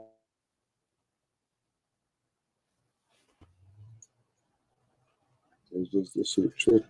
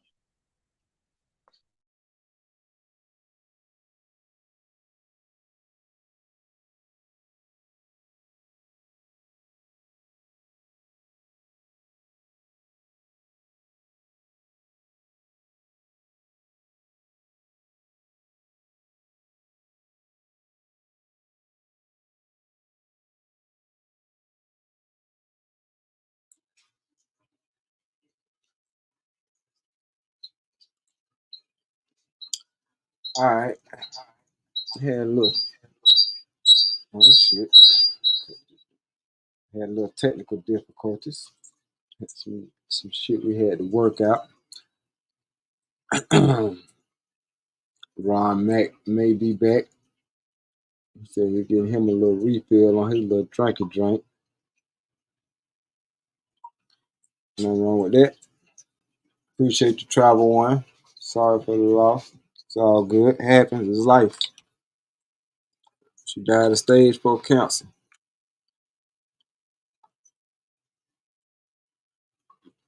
Little bro, unfortunately, was murdered. That was tough.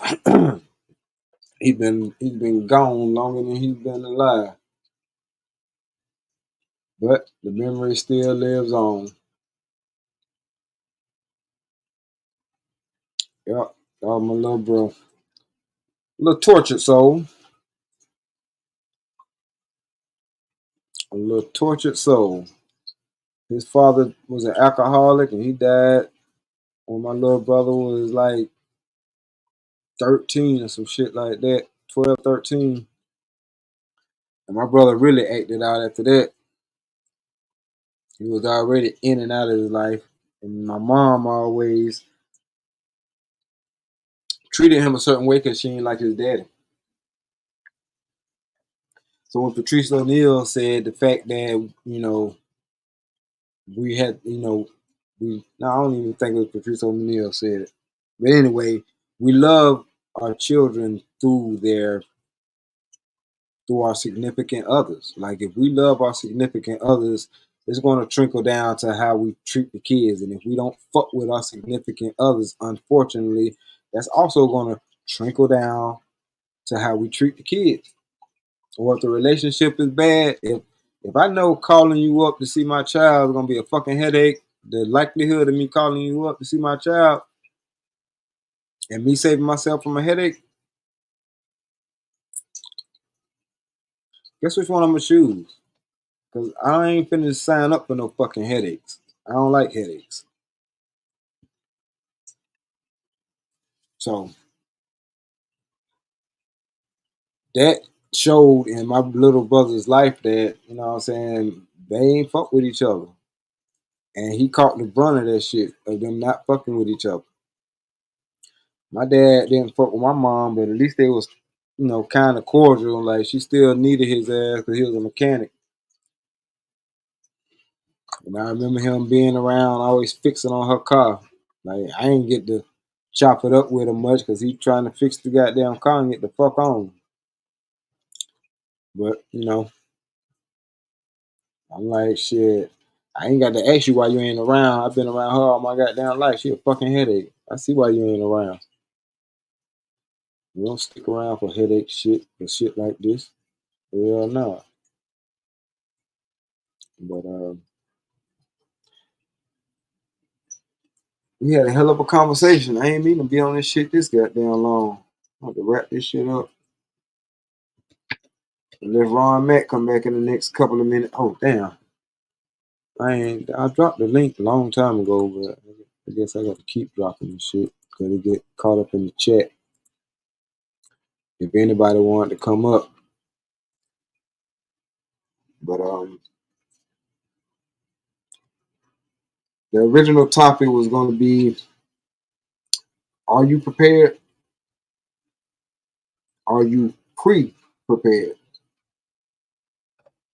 Like, are you waiting for shit to be bad for y'all to get y'all shit together, or do y'all realize that shit fucked up and you need to get your shit together? Do you have a lot? You have a lot to share, Stanley. Start that book. I started on it actually. Yeah, I started on it. I got a couple of chapters right here. I definitely started on it. It ain't starting. I need to finish the shit. I need to finish it.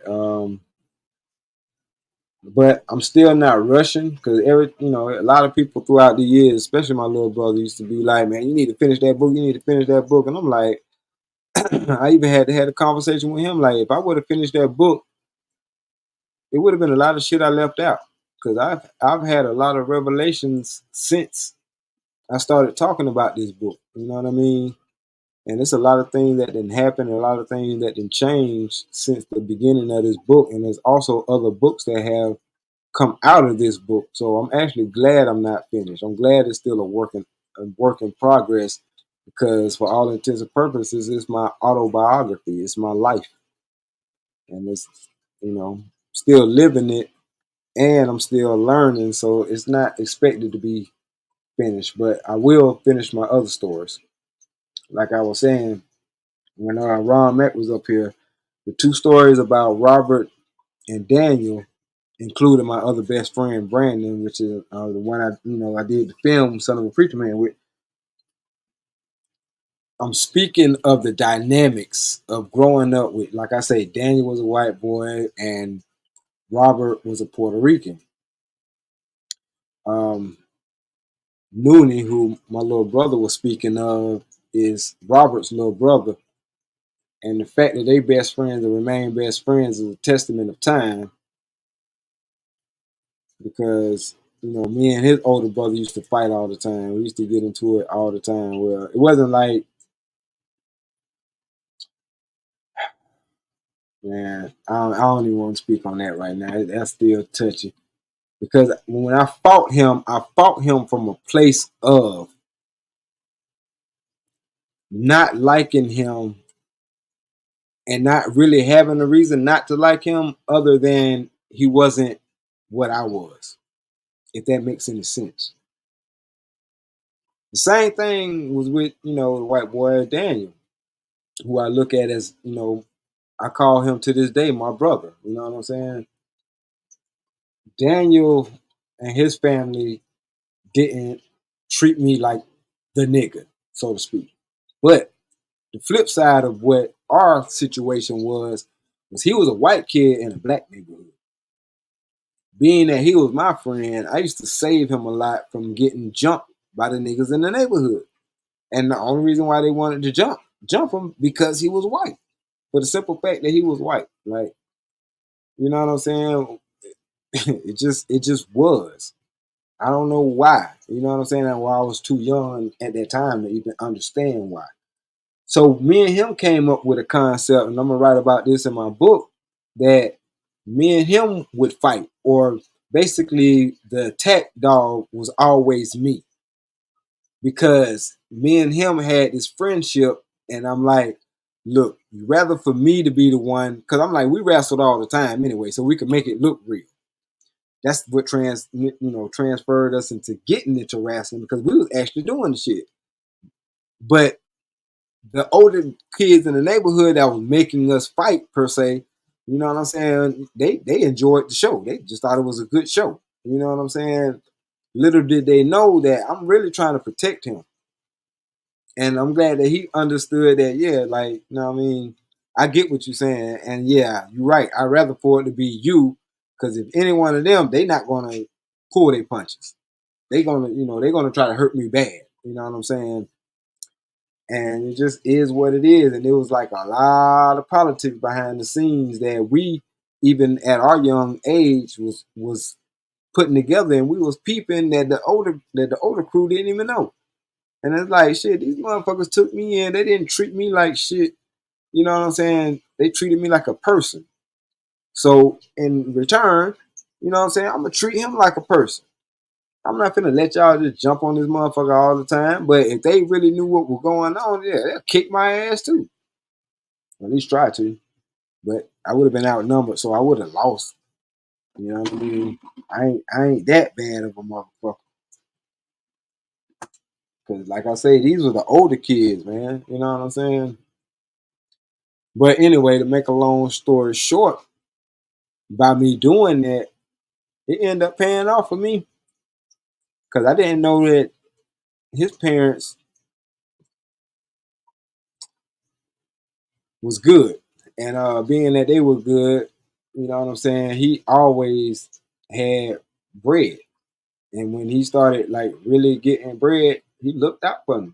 You know what I'm saying? Like for a person that was going to the store with food stamps one day, and the next day I'm going to the store with 20s and 40s, like, man, that man to come outside and I'm talking about this is shit. We was in like the 6th grade, and this nigga got $800 in a pouch around his waist. Sometimes we went to school, sometimes we went to Toys R Us, and a lot of times we had to stash our toys in the woods because we couldn't take them to neither one of our houses. You know what I'm saying? Like, we built the friendship like that. Like, you know what I'm saying? That nigga bought me a winter coat. Some shit my mama couldn't even afford to do at the time. So yeah, I don't, my love for humans transcend race. It's about how the fuck you treat me, the respect that you got for me. But at the same time, I ain't no dummy either. You know what I'm saying? Part of that story is also the fact that he had a freaky ass sister, but I never touched her. She just showed me her and some of her friends, and even he know this, but they showed me that, oh no, them girls get it up. They give it up. Straight up. Like, so nah, I don't not fuck with them because I'm a racist. I just don't fuck with them because I know what they're capable of. Even though I know our women, black women capable of it. Any woman of any race is capable of it. But I ain't seen the Chinese version of Black Snake Moan. I ain't seen the Mexican version of Black Snake Moan. I haven't seen it. If it's out there, I love to watch it because I'm a movie enthusiast. I like watching movies, so I don't think there's one out there.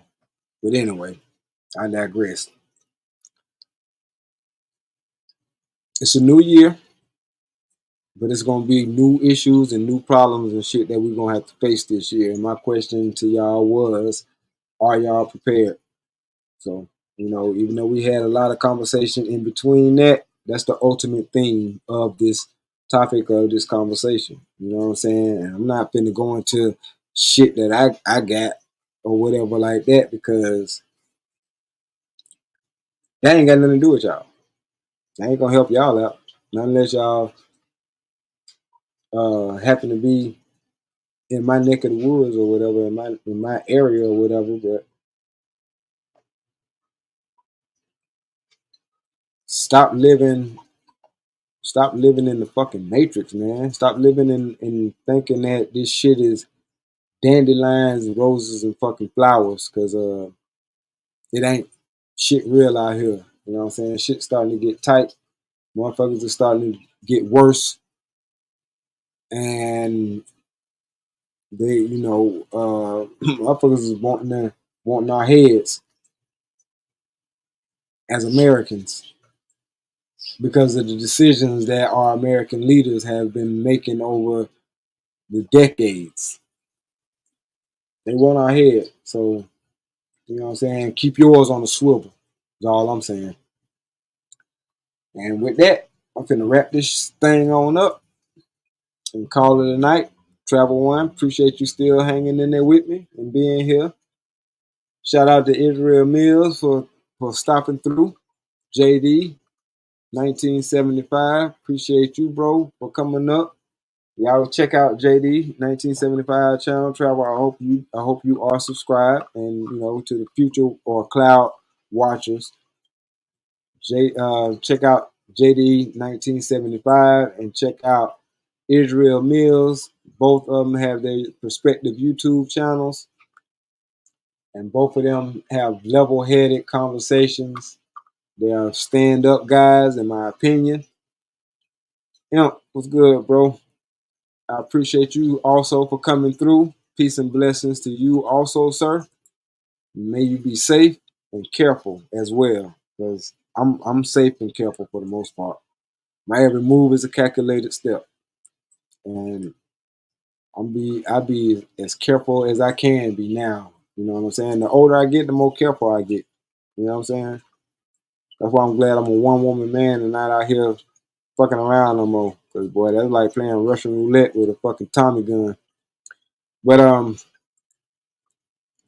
this has been the first one, and I'm gonna try to make it my mission to go live every day, at least for a little while, to get this thing going. Regardless of how I feel, because I'm still not 100% yet, but it is what it is. As long as I got breath in my body, I feel like that's another chance to make it right.